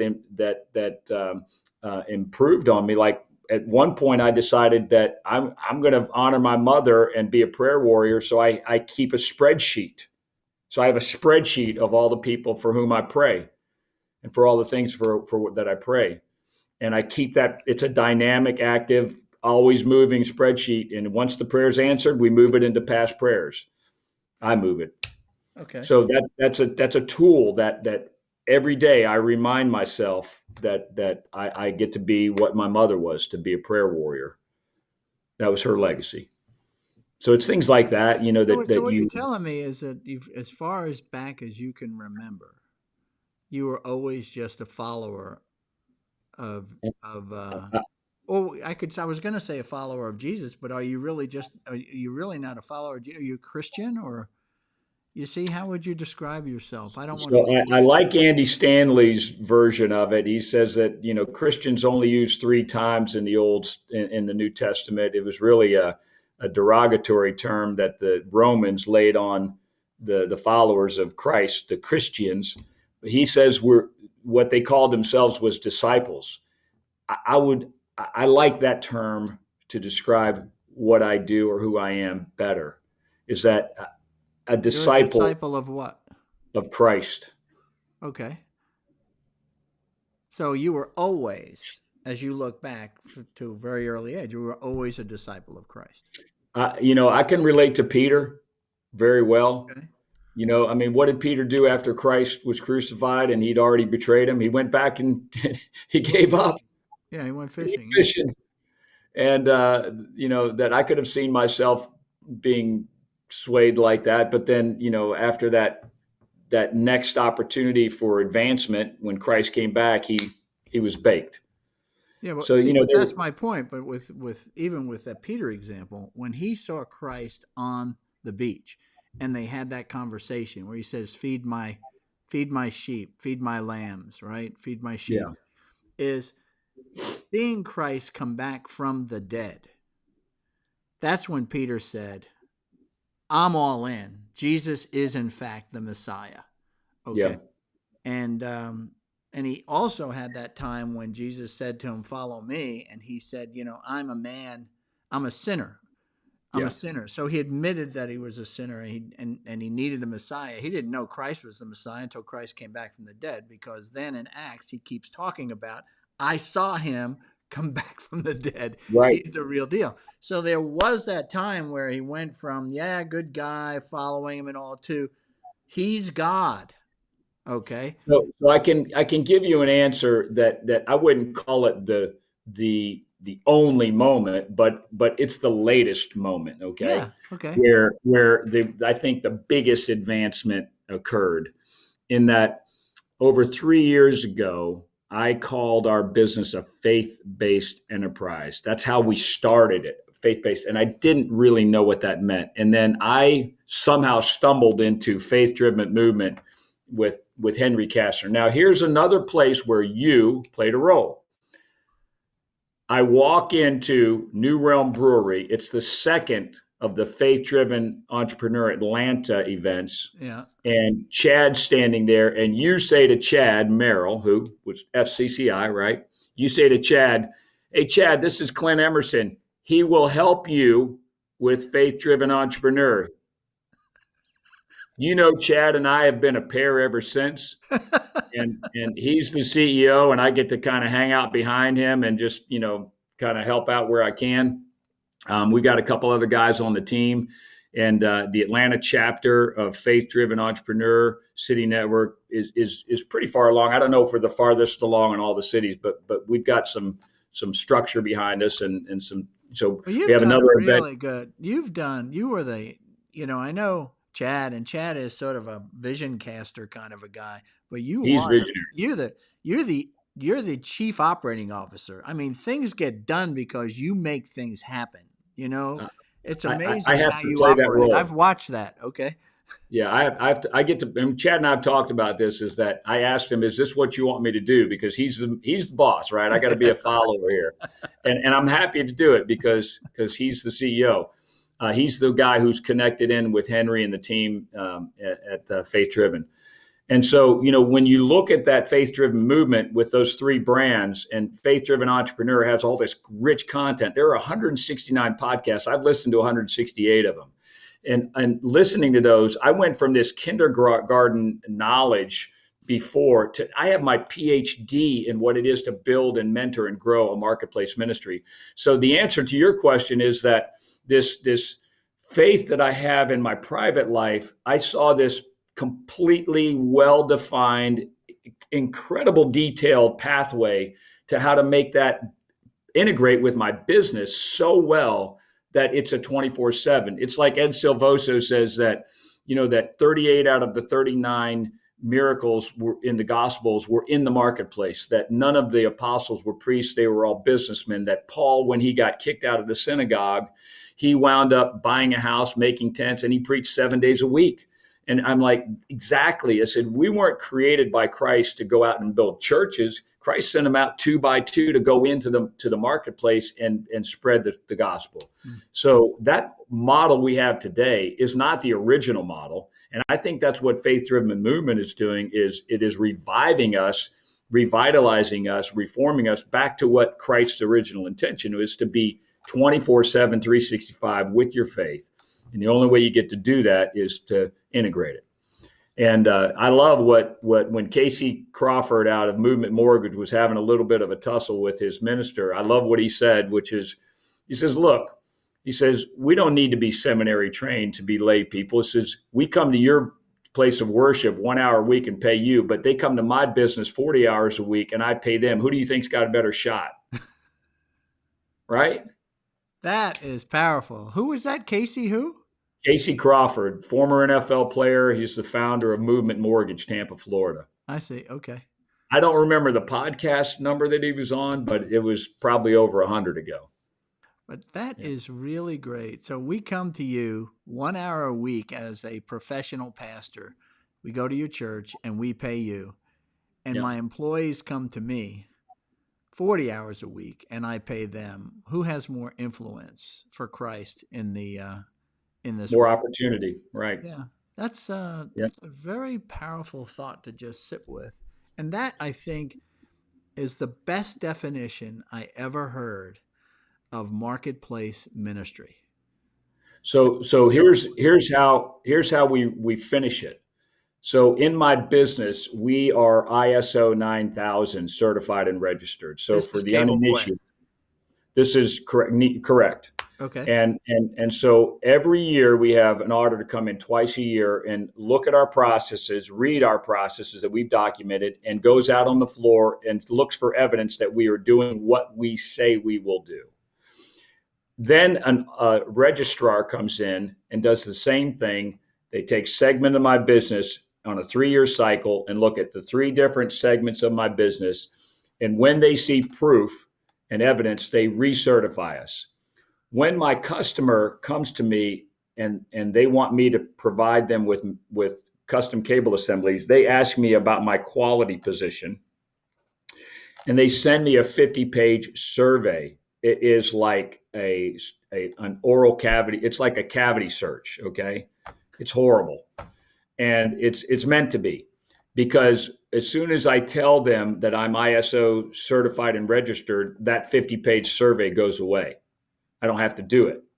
I'm conferred status as a quality company. In Faith Driven, I'm with Jake Thompson, and he's a partner at the Sovereign's Capital. And I was talking to him about how I finance my company. You know, like I want to grow the business. Is Sovereign's Capital a potential vehicle? He said, well, first of all, we only invest in marketplace ministry. Well, in companies that have leaders that are following a faithful pathway. In other words, a marketplace ministry. Well, they only invest in leaders that are disciples of Christ. Believers. Yeah. Right. Right. And I said, well, okay, I qualify there. And I said, well, but would Sovereign's Capital invest in me? Well, I had shared my presentation on the company with him. And he says, well, yeah, you meet at the time it was, you meet the 5 marks of accountability. I said, what is that? And he says, well, here's the 5 marks. And he shares them with me. And I'm like, wow, that's interesting. This is like a Wizard of Oz moment for me. Like, I asked for a brain and you give me a diploma. And so I'm like, okay, I get that. And so now it's 8 marks of accountability. And I taught the class. I was very, very honored that I was asked to teach the class. I had a cohort of 16 in the spring. And every quarter, there's classes on the 8 marks of accountability on what it means to have the evidence that shows that you are a marketplace ministry. And so, as an example, the penultimate is ministry indeed. And in ministry indeed, an evidence that you are fulfilling that mark is that you employ the marketplace chaplains, which we do.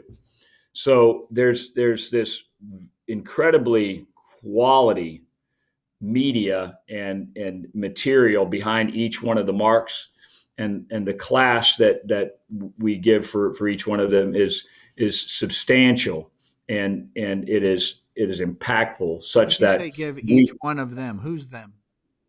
each one of the 8 marks has content behind it that is high quality. Okay. And so what we do is we use those 8 marks in our strategic planning with the marketplace chaplains and with Chief and with my leadership team to see that we are to see how well we are performing in terms of calling ourselves a marketplace ministry. So you've got ISO 9000 with regard to being a quality manufacturer. Okay. So you Correct. don't have to fill out these big surveys. And now you've got these 8 marks of a faith driven business in effect, right? Or a Eight marks. marketplace minister, Correct. 8 marks right? of accountability. Right. 8 marks accountability, which really say if I'm practicing these 8 marks, then from sovereign capital standpoint, they're saying that makes you a marketplace ministry business or a faith driven entrepreneur. I'm Yeah. trying So I'm so trying to put a so label on the 8 marks, okay, and why they're significant to you. they're significant because I always look for evidence that whatever somebody says, I want to see the evidence that it is true. Right. So I can. It's easy to say, "Oh yeah, my faith is my foundation in my business," and you Yeah. go, "Well, that's great." You know, Yeah. show me, Prove it. show Prove me. it. Yeah, Yeah. give me a couple of stories here. Show me what's going on. Yeah. And if Yeah. and I go, no, no, I just sort of, I leave my Bible on my desk. Yeah. Okay, that's what I do. And people know I'm a Christian. That's what I mean. And you would say that's not a faith driven business.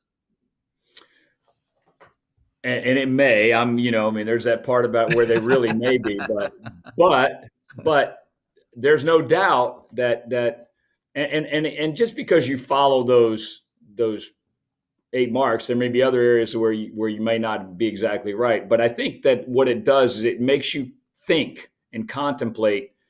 It's like being in the Word. It's just another tool to be in the Word every day, to be thinking about God first, thinking about how But God do wants those me to. 8 marks are those 8 marks of a faith driven business? Can I say that faith driven entrepreneur? Yeah, Is it's that the 8 marks of accountability of a faith-driven entrepreneur. It it is is? it is Okay, part of the. great. Are they all biblical? Yes. Or are they sort of made up things that sort of No. show these they aren't. No, when you go into the content, there's scripture behind each one. There is. Yeah. So which is the one that you brought up that you said that you are ministry indeed is one of those Correct. marks. Okay. Correct. And you immediately jump to, well, you have to have, in order to be ministry indeed, you have to have marketplace chaplains.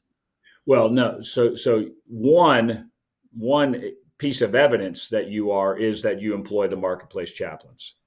But can I be You can have ministry others. indeed without having marketplace chaplains? Yeah, yeah. There's plenty of other things you can do. No limitation. There's just Okay. some visible evidence that you have this tool, program, whatever it is, that supports this. When you say ministry indeed, what is ministry then? Well, first of all, we're talking about it being a marketplace ministry, you could equate with being a faith-based enterprise. Okay, it is an integrated faith into your work. Okay, so that's what ministry means, integrating Yeah. with, Well, because we're so it's talking marketplace. business. Yeah, it's marketplace ministry. Yeah. It's two words together, What's the because I could and have a ministry. what would be another one of those accountabilities? Faithful, not willful. Okay, what would that mean?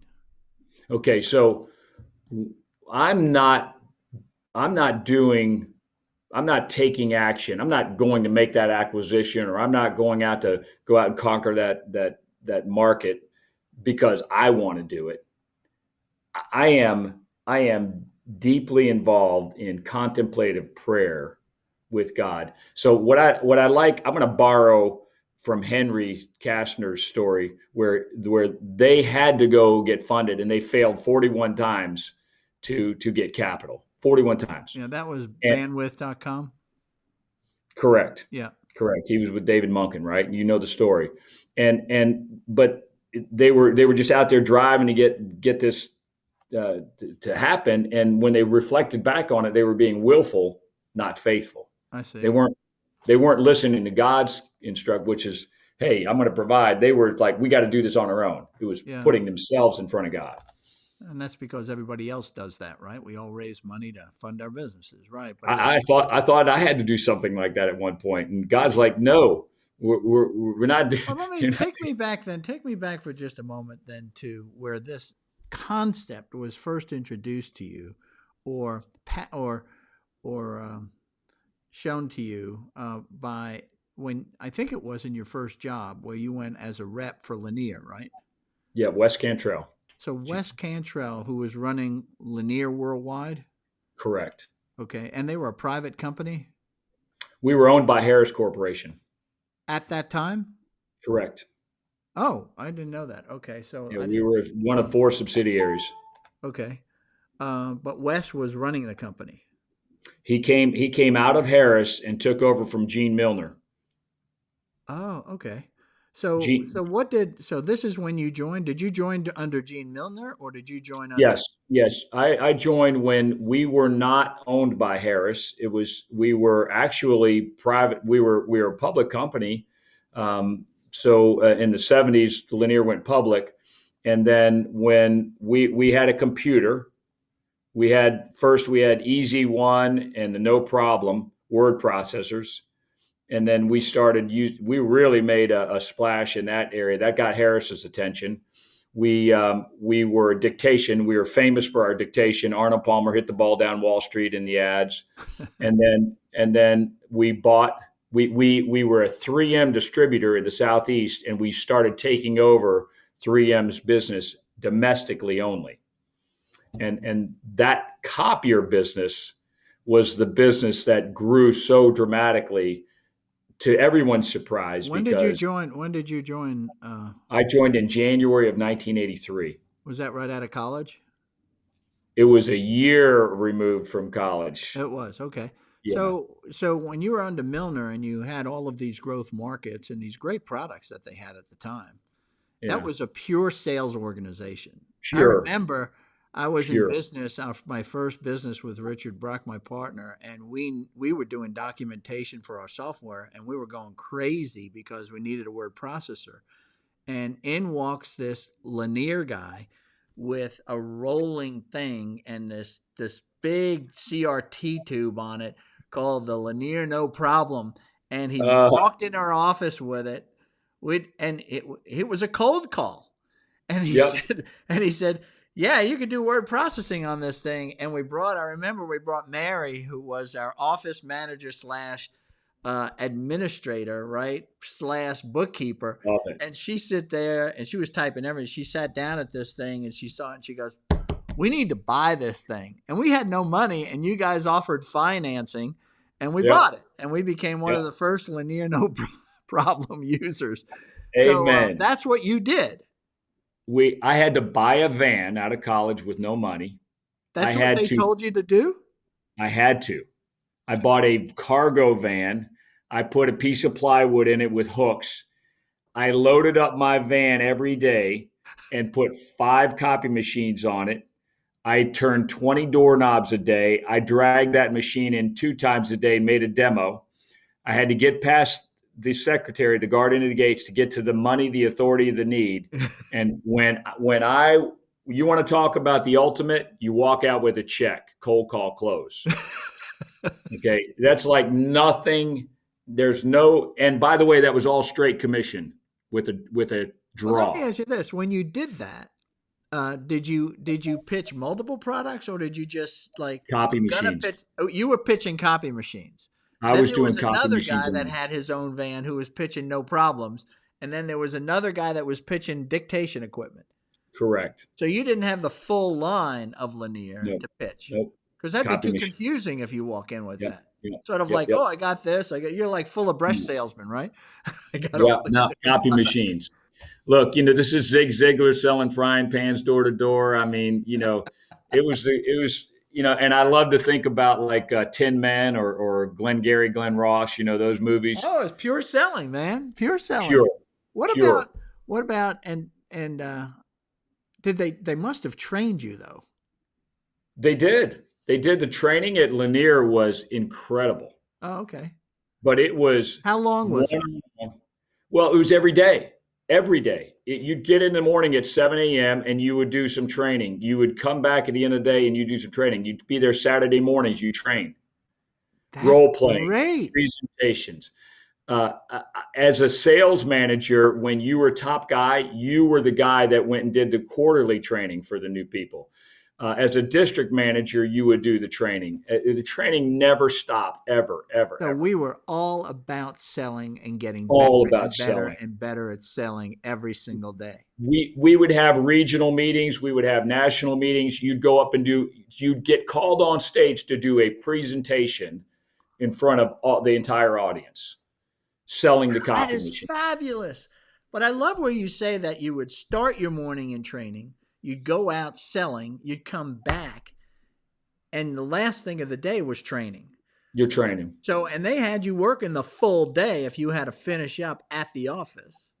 Oh yeah, So and it was everybody always one started at call. the office, went away, came back to the office, and it was One all around training. one call after 5 o'clock. You got to turn a doorknob after 5 o'clock. And I believe it or love not, it. I yeah, love it. that's Now, when what a lot about of Gene sales. Milner? So Gene Milner's running this thing. Was he a marketplace minister? No sir, Okay. no sir, So then no. tell me how, so you became this super on the ground cold call sales guy, one call close sales guy, right? Sometimes, yeah. And then Lanier comes in. Who was that? What's his name? Well, so it was Lanier then, but Harris bought Lanier. But who was the leader that came in? Wes Cantrell. Wes Crantrell comes in. Okay. Yeah. What does he do that's different as a leader that you didn't see with Gene? All of the partying and the crazy rowdiness and the small company just that glorified macho. He brought in this stability, if you will, or this ethic, Professionalism, corporate professionalism. professionalism, Yeah. right? That said, we're not going to act that way. We're going to have But up to character. then, you were Glenn Ross, right? I We mean, were that's what we it were kind of Glenn looked Gary. like. We were absolutely 10 men. That's exactly right. And still had this incredible selling.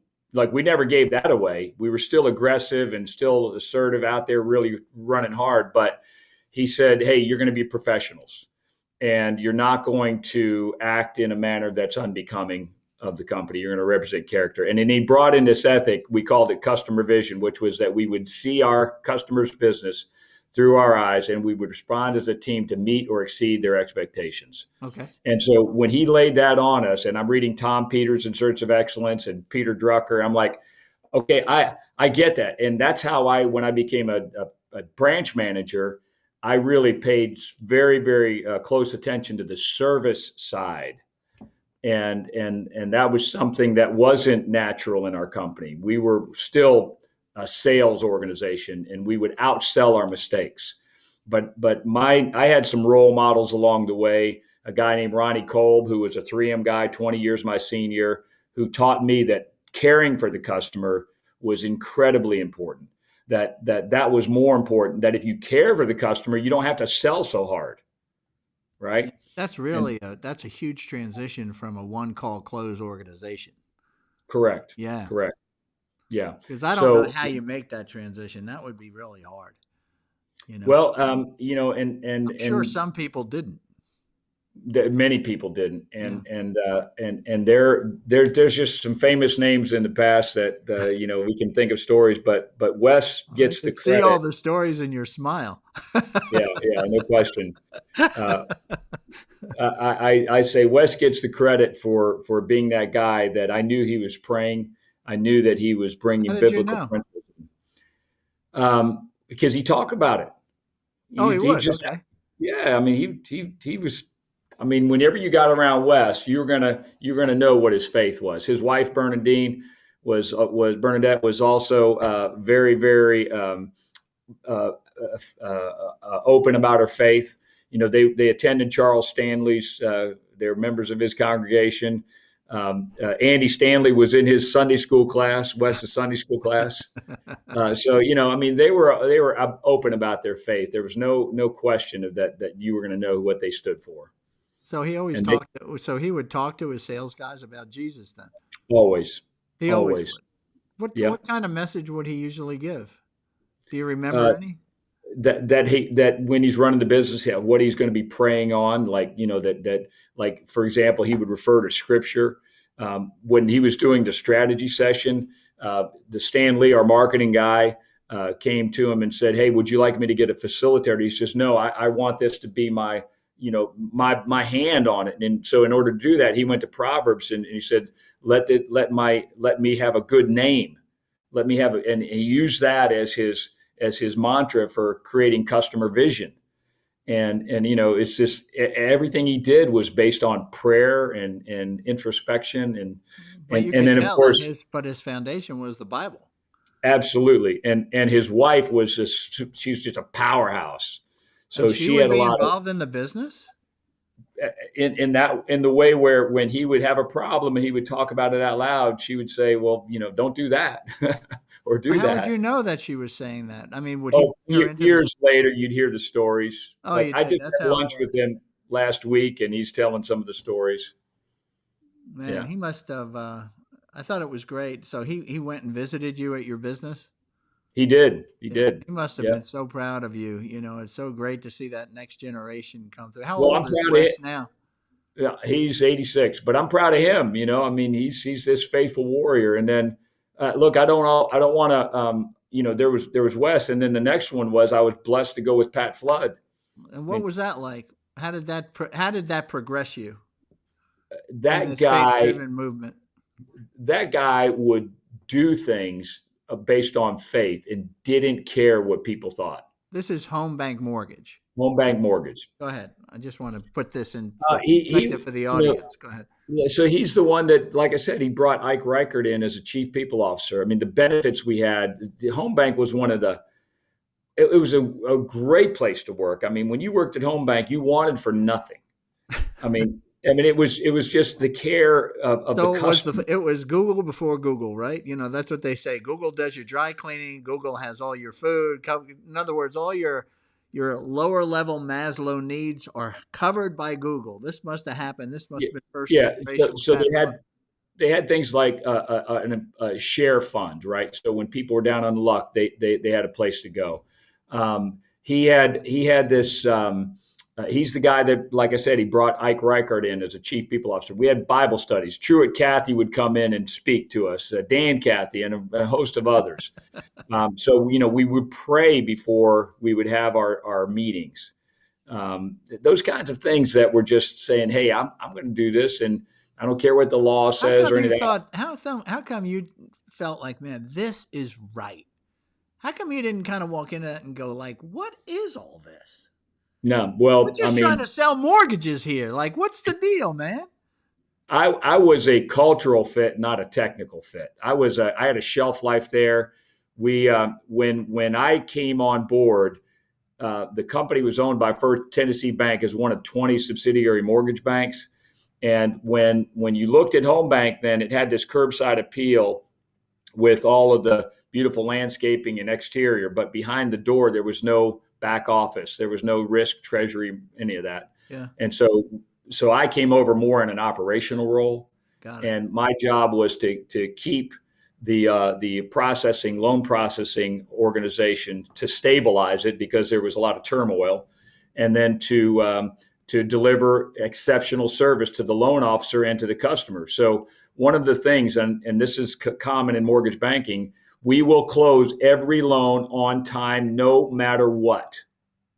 So I oftentimes, when that loan was missing things, I would go in there and I would say, close that loan, and we would take care of it after the close. And that loan was not going to go into the package for securitization because it had flaws.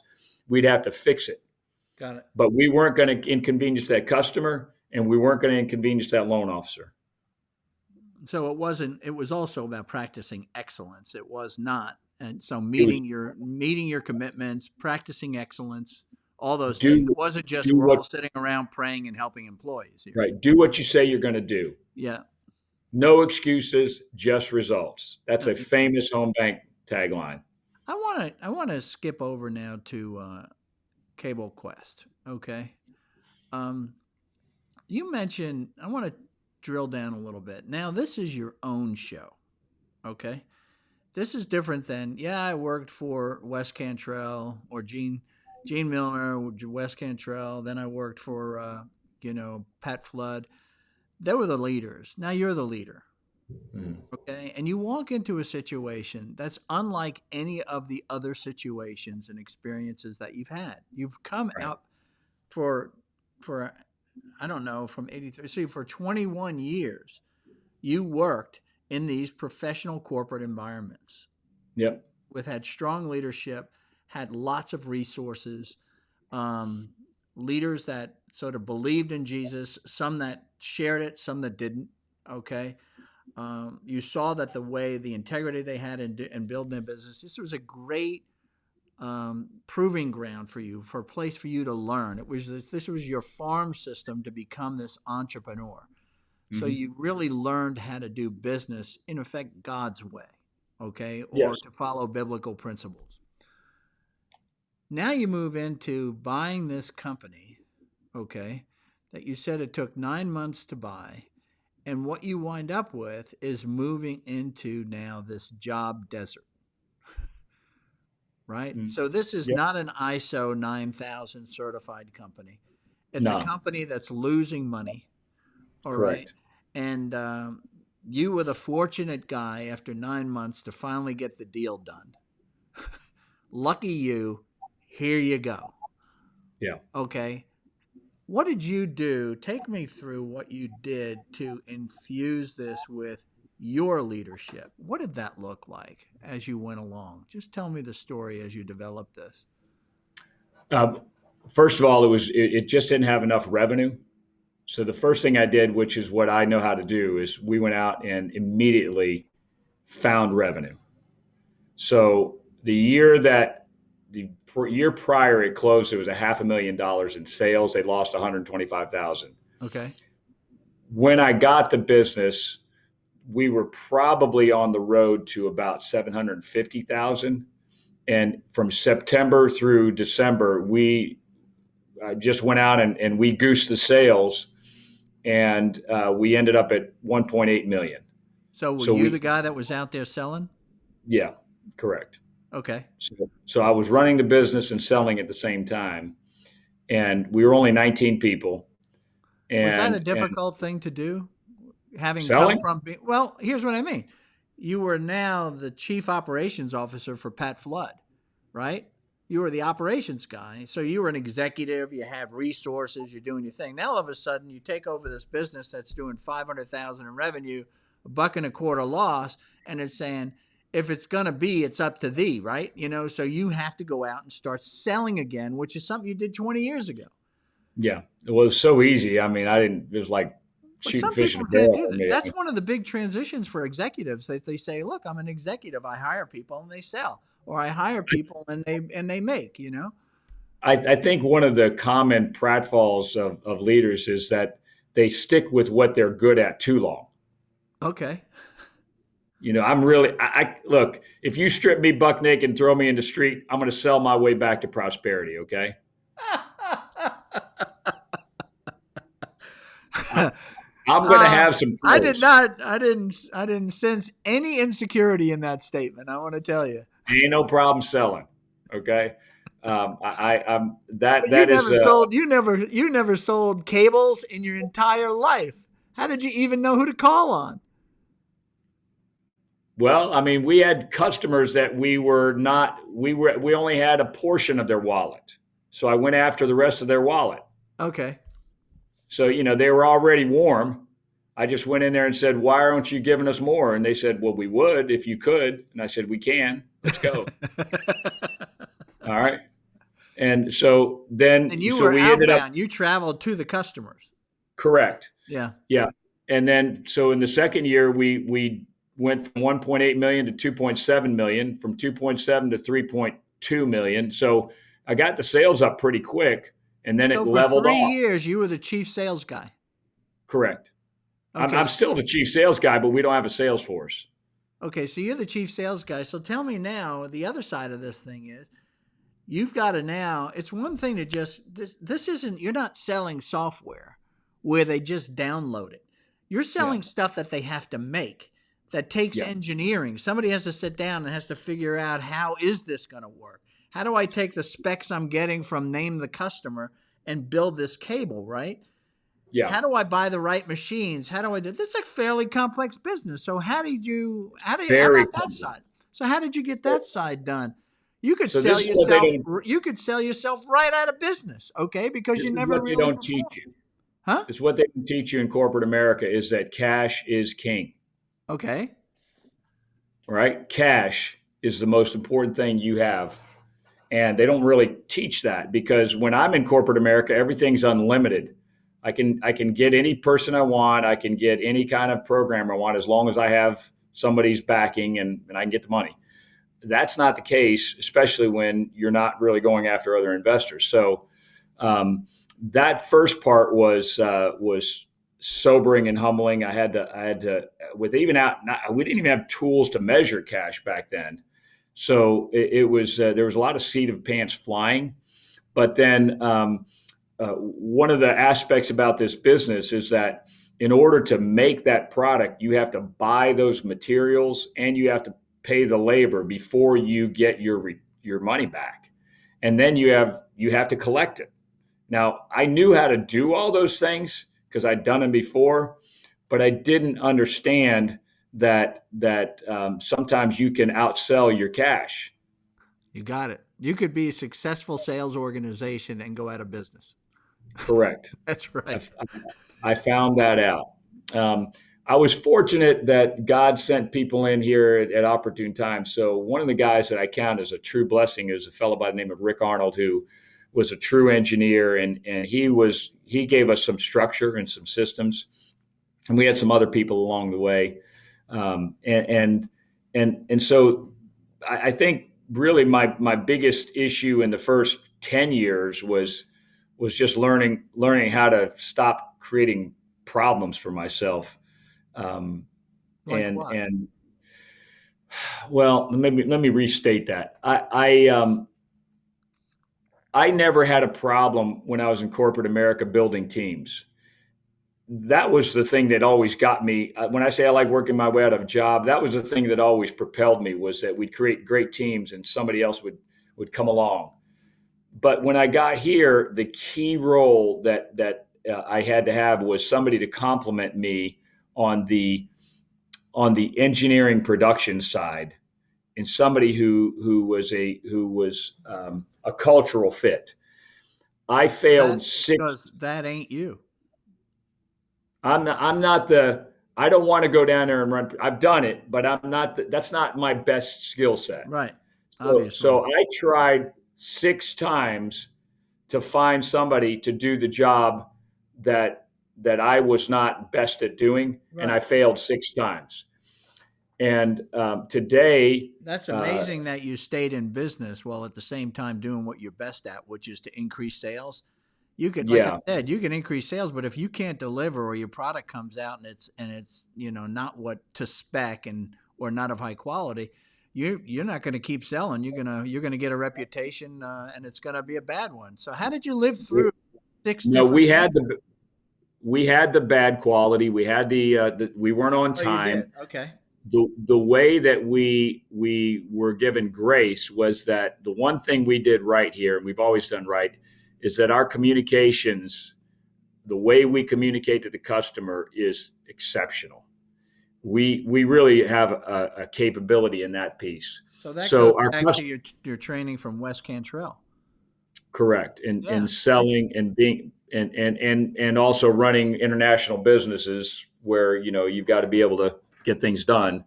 um, and and um, and what our customer would tell us, they say, look, you're really not the best in quality, and you're not really that on time, but you do such a good job of communicating to us and keeping us abreast of things. We're going to keep you on. Wow. So we're not firing you. That shows how important communication really is. Oh my gosh, Yeah. it's just unbelievably important. And Yeah. so God blessed us. Claudia Perkel is our operations leader here. Uh, she came to me through a godly man, and I'm going to give him props. So Paul Bird, the Braves pitcher, was invested in a business, and he and I connected because he was having some issues and troubles. I kind of helped out a little bit here and there, not much, but he hired Claudia. His business ran its course. He ended it. Claudia became available. I didn't have a job for her, but I was like, "You're coming on board." I put her on the bench, kept her up here with me doing kind of an operational role. And then when we finally parted with the last person we'd hired, I made her cry by putting her in the position. Both she and my wife were not happy with me. Put her in the position, and she's been brilliant ever since. And that was the beginning of 2020, and our business had just gone from there. So what you're telling And me is that she wasn't somebody who was hired. She wasn't one of the people you hired of the 6. She just happened to fall into it. she was the seventh. She was the 7th, but Yeah, she wasn't specifically hired to do the job. It just no. happened that she could do the job and she was great at it. Yeah, I had no idea when I hired her that she would end up in that role. No idea. In fact, you were giving up almost on trying to find somebody for that role, I would think. I mean, after I, 6. I really was. I was so frustrated by it. And there's there's a lot of stories about it, a lot of great stories. I say, what's the common denominator to me? You know, I mean, I'm the Well, one that did this all goes that. back to taking accountability. This is being the son of an alcoholic, Yeah, yeah. Look, Really up to me. I've got to, if it didn't work, it's me. If it worked, it's me. If it does, it's a tough place to be. But let it's me like, change this for just a second yeah, and get to the the um, the job desert concept that you had yeah, here, because this really, I think, this is where being a faith-driven entrepreneur really plays into helping build the community, not just build your business. yeah. Can you speak about the people that now all of a sudden you went from trying to hire some guy that went to UGA to be a sales guy for you, and now what you are is you're trying to get people that's from this very community, which is out in Ball Ground, okay, Georgia, okay, which you described as, how did you describe those? You said that they come from one single parent homes. Go ahead, go through Multiple, that list. multiple partners, multiple children. Multiple children. Mhm. And if they wind up with real money or some big check from something, they'll, before they even take care of themselves or take care of their housing or improve their situation, they'll put $300 rims on their cars, their old cars, kind of a thing. Yeah, yeah, Okay. But they're mhm, not eating well. There's a lot of addiction, right? yeah. So that's your labor pool. How do you serve that labor? How do you choose from that labor pool? And then how do you serve the community through your business? Open table. Our first, the first line item on our core ideology is to honor God, to be the best in our industry. So we are an open table. Anybody can eat here, and then when we bring people in the door, we're going to let somebody in, invite them in, without a whole lot of evidence that they can really do the job. Okay. But we then take the time to see them perform in the role. But at the very beginning, we share culture with them, and we say to them very specifically, "This is who we are. Look in the mirror. If you see a clear reflection, that's a good sign that you'll be a cultural fit. But if it's fuzzy, that's probably not a fit, and you should run." What does that mean? It means that That we invite. example didn't I didn't get that example. All right, so we have a core ideology. We are. I'm this bit of a disciple of Collins' books, Built to Last, Good to Great, Okay. and all of the visionary companies share certain traits, and one of them is that they have a strong culture. They have a strong core ideology. Correct.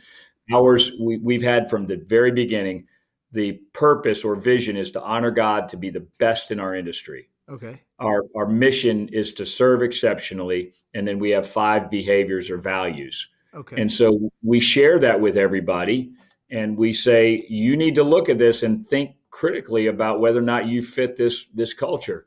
And that means things like, we don't use profanity around here. We're kind to people. The number one behavior, the gateway to all, is humility.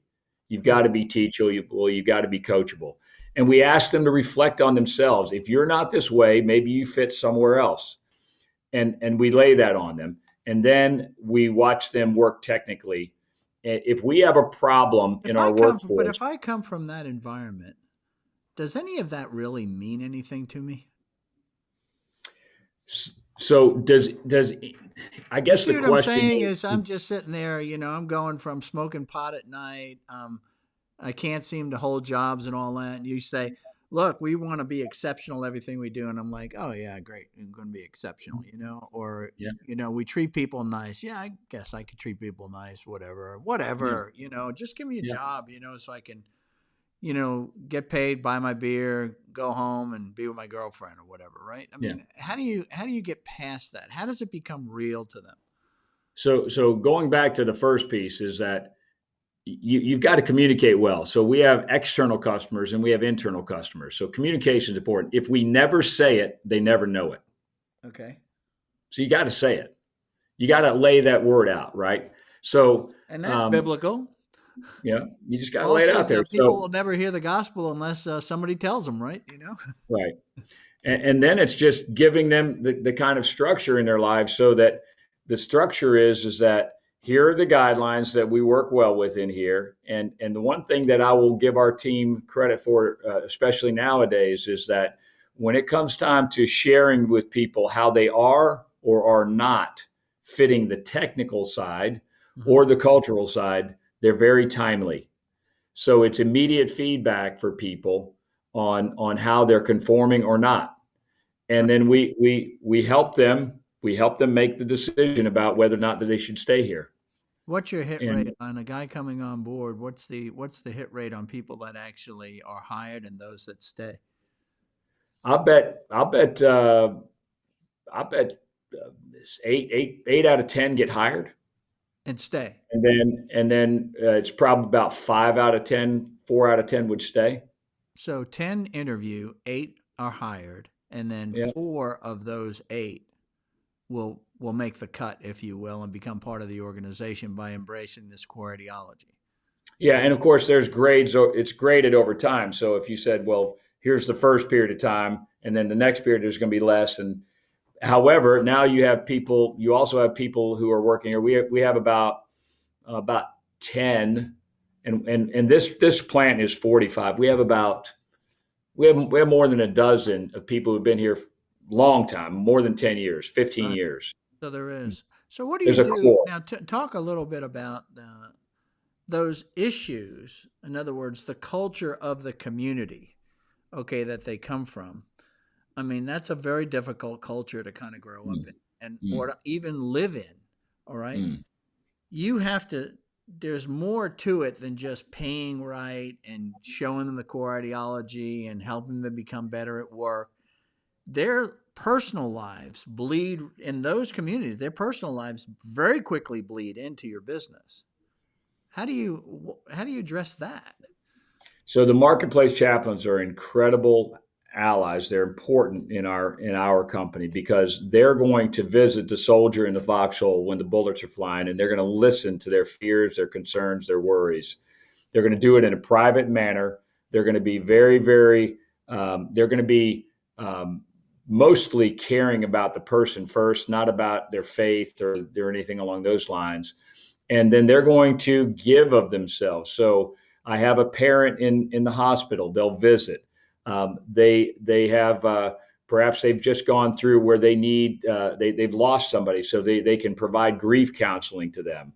I have and I don't know if I shared this story with you, but I think this is representative.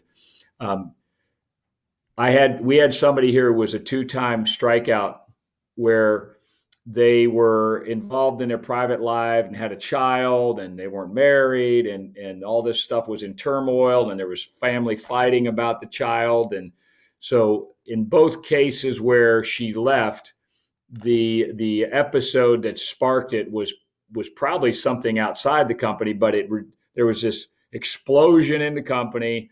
There was a profanity-laden tirade out the door with doors slamming. There was a social media insult fest about all of us twice.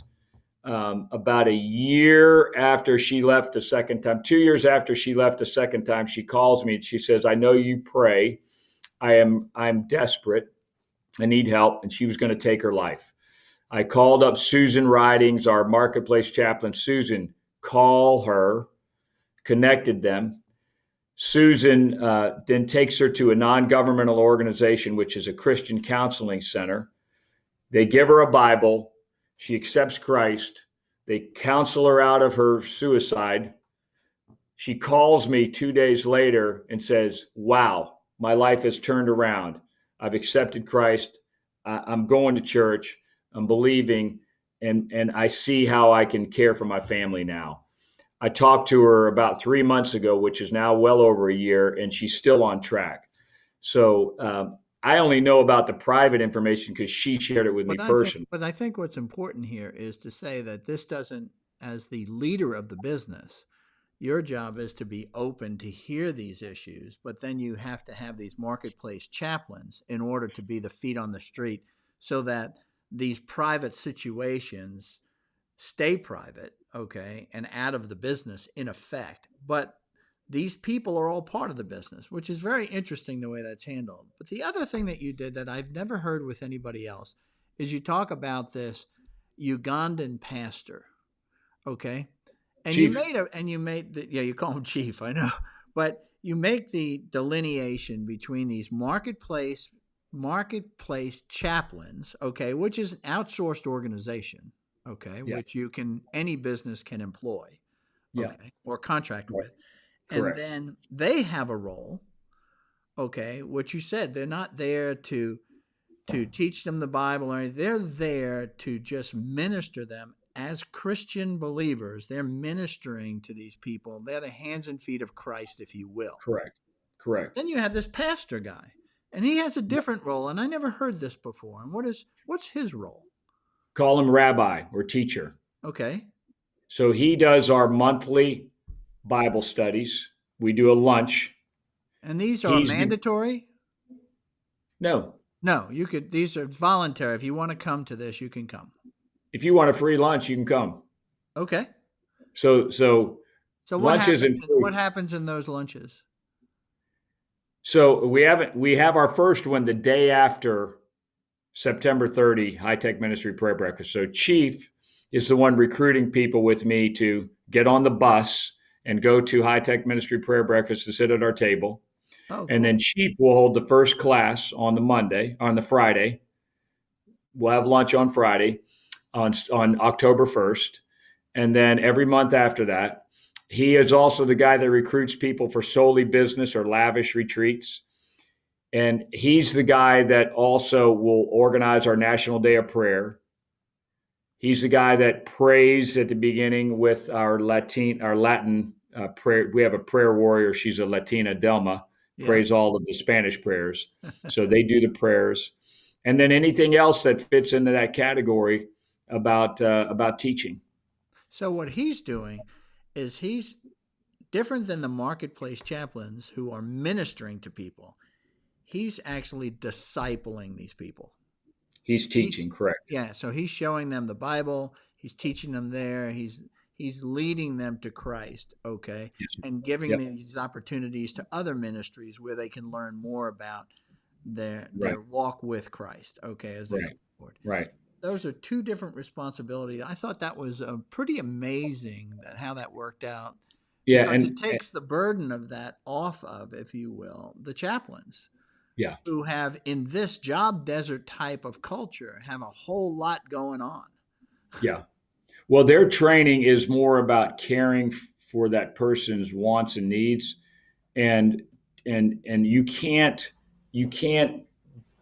do the same for our in-house guy. First of all, there's EEO and all that other stuff that we want to make sure we don't get trapped by, or any kind of labor laws or any kind of other laws. But where Chief is able to perform his role, and by the way, when he's in that role, he's employed by the foundation not by CableQuest. Well, let's go on to that as we start wrapping this up a little bit. Is tell me about Nehemiah Holdings, and you said you're a visionary. You see from beginning to end. As you look to Nehemiah, you came up with this concept of Nehemiah Holdings. How does that? Just tell me. Let's end with that. Tell me about where this all goes, because now you got CableQuest. You've done well. It's working. You actually made an acquisition, which, given your culture, that's pretty interesting, because there's some constraints to your culture. Okay, in that not every acquisition is just about business. There has to be this cultural fit, which Yeah. you said it was great to see that with this new partner you have. Yeah. So, what about Nehemiah Holdings? Tell us about that. Well, first of all, I love Nehemiah's story. It's a movie. Somebody needs to make it. It's a great story. He's got intrigue and mystery and outcomes that are God inspired, and even his beginning is God inspired in the way he's Yeah, faithful. one of the books of the And Bible, right? Where yeah, this it's guy a that's great, really a wine taster, basically, yeah. with a king, he winds up getting his heart broken when he sees Jerusalem's walls are all in crumbled, and this guy who has none of that background gets called by God to do it, and he rebuilds the wall, and in the same time leads the leaders of Jerusalem to take pride in who they were as Jews, as the Israelites. It is a But great story. then you have the antagonists. You have Sanballat the Horonite, you have Tobias the Yeah. Ammonite, and you have Geshem the Arab, and these guys are not good guys. And on top of that, they're insidious because they've infiltrated. So both these guys, Sanballat and Tobias, have relatives that have married into the Jewish leadership, so they have insider knowledge trading against Nehemiah, and So he finds it out. how does this all get back to Nehemiah I've Holdings? seen it all in here, all that stuff. I've had those three guys banging on me here, Okay. all three of them. Sometimes all three of them in But one what is guy. Nehemiah Holdings, though? What is it? So Nehemiah it's inspired by Nehemiah to rebuild value. So we took this shell of a company that was broken, and we then say, okay, how can we build on that and create value that honors God? Okay. And how can we recreate Jerusalem where we can come and have our integrated faith in the marketplace? And so that goes is I look out, how can this be a multi-generational company? So again, I go back to Faith Driven Movement podcast episode 147 and 148 have the Kelly family and this amusement company out of Cave Springs, Missouri, and both of them, again, I steal these ideas, have these models that I like, where we are a vehicle for the multi-generational transfer of spiritual wealth. And so thinking about how companies become log jams for family businesses as they grow is interesting, and coming up with a solution for that. But creating this vehicle where either my offspring or others can take it over for generations to come, and have this stewardship occur in the marketplace. So the So reason it for becomes Nehemiah Holdings was this view of multi-generational sort of business. In other that's words, what it I, is I, now. I don't understand what the genesis of you had CableQuest. Then you created this new thing called Nehemiah Holdings. I don't know what was the catalyst for that. That's what I'm trying. So Nehemiah Holdings was the name of the company to begin with. We Oh, we okay. Yeah, that's what we started with, and CableQuest Incorporated. We bought the assets. Hmm. We DBA as CableQuest. We DBA as Apogee, and I've got to go through a legal maneuver now where we restructure the corporate entity so that we have pass through tax non-taxable entities reporting to the corporate Nehemiah. Okay. That's how that's probably going to work. And But how else do you plan to use Nehemiah Holdings? as this corporate entity? So there's a couple different ways I can go with that in terms of an answer. As far as business is concerned, we see diversification playing a role, and there's plenty in the contract manufacturing arena that allows us to acquire or grow businesses. We have a concept in mind, for example, to start a business out west, and I've got to keep it, but just let's say there's a way of going further west, all the way out west, and having a piece of business that gives us coverage on both coasts. And then there's other business ideas that give us more diversification. But what that does is that from a family perspective, or however, is that it creates opportunity for people to come along and have their own piece of the business. And so I like what Steve Jobs said, which is that death is nature's greatest invention. And I think you've got to be open to the idea that this is where Christ said you've got to die to yourself and then come and follow me. And where I think about how we can flourish is that we have to not only be an open table, but we also have to allow for others to come in or for others to go away. So let's say that a family member is running a piece of business and they want to take it and spin it off themselves. Fine, go do that, but you're covenanted. The covenant is you will have a marketplace ministry and you'll do it with your family. I see. Okay. So it gives you all that flexibility to kind of bring businesses in, to move businesses out, because they're all independent entities.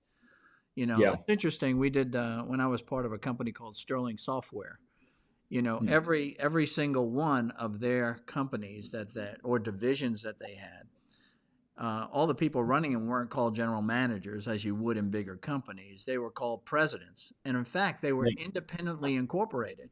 So when they Hmm. wanted to do buying and selling, it was very, very simple to kind of split them off. They never got Yeah. to a centralized accounting system. They never did. They said, look, you just run your company, which was pretty interesting that the way they did it. And they were very, very successful doing it. I'm going to have to benchmark you on that because I need a little bit more. I'll I help need you to out hear with that. that. I'll help you Yeah. out with that. That'd be good. But I like that. I like the vehicle of Nehemiah Holdings. I think it's a great way to go. I've done the same Yeah. thing with something called Paparelli Ventures, which is really this bigger entity. Okay, then it has holdings below that. So really I, cool. I think the genesis or the foundation of that is the one thing I constantly been preaching over the years, just based on the way I grew up, is create options. Yeah, that's good. And it is. It's important to have options and be flexible within these corporate entities. So I Yeah. like what you're doing. This has been a really exciting time together. Time has So, flown for us. so it's a good thing I didn't take your advice back on that cloudy day at the Tech Village Okay, which is to retire. I didn't tell you to retire. You told me to retire. Did I say that? I never give You anybody said that we got to advice. get out of the way for these young guys. We're too old for this. I Ah, noticed. I said Charlie's telling me that, but he keeps going. yeah. Well, I think what I'm trying to say is I think that what I see in a lot of organizations and is that we do get to a point where we start it and we keep running it, and then we never really find anybody else who, in fact, is better than we are at running it. So Yeah, I we don't have never that move problem. on, and we limit the opportunities for those that are really high performers, that are younger people that could take it to that next generation. So You know? I stand corrected. I'm that guy who's always trying to get out of my job. Okay, good. Well, that's I all want I the was saying. Okay, that's I all. I want the wasn't new saying job. retire. Okay, I wasn't Yeah, saying yeah, yeah. retire. All right, that's Because where I'm there's about. definitely better people than me to run this company Okay, good. for sure. Well, you did a great job, and God has certainly blessed your business, blessed you and your marriage with your wife's name is it Laura? Jane, Jane. rather. Jane. Yep, Okay. yep, yep, yep. And you got beautiful kids. I mean, and how many grandchildren you have? I have one today. I've got Today.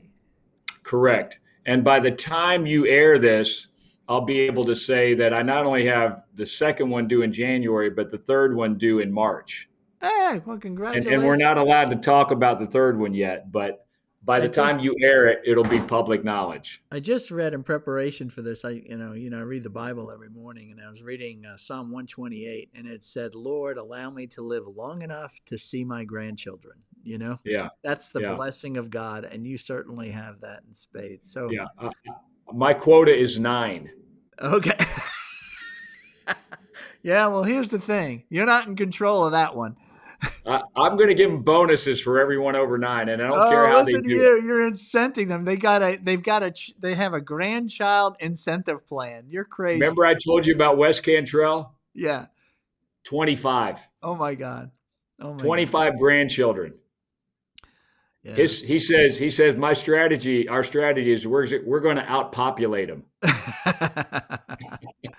Well, God bless you, my friend. Thanks. I'm going Thank to you. finish this. I appreciate you taking the time to do this. We went way over, but I know that people will gain a lot from it. I love the Okay. story that you tell about being a Lanier salesman on how Yeah. it was sell, sell, sell, sell, sell. Go And, watch this, Glenn Ross again. and giving us a perspective on this job desert that's out there and what we need to do to bring manufacturing here. And that first thing to do is that to have that flexibility to be able Yeah, to respond quickly to our customers, yeah, because yeah, mass yeah, manufacturing cannot do that. And yeah, you're yeah, proving yeah. the success model. So continued success into you and your family. Let me just close this out, and Yeah. we'll go from there. Thank you, folks, for joining the Charlie Paparelli Show and me and Clint Emerson. Clint did a great job, and I know you got a lot out of this. So please join me. Please subscribe, and please join me every week as we talk to another great entrepreneur. This time we learned how to go from corporate executive to entrepreneur and how to do it as a faith-driven entrepreneur. Thanks for joining us. Take care. All right. Thanks, Charlie.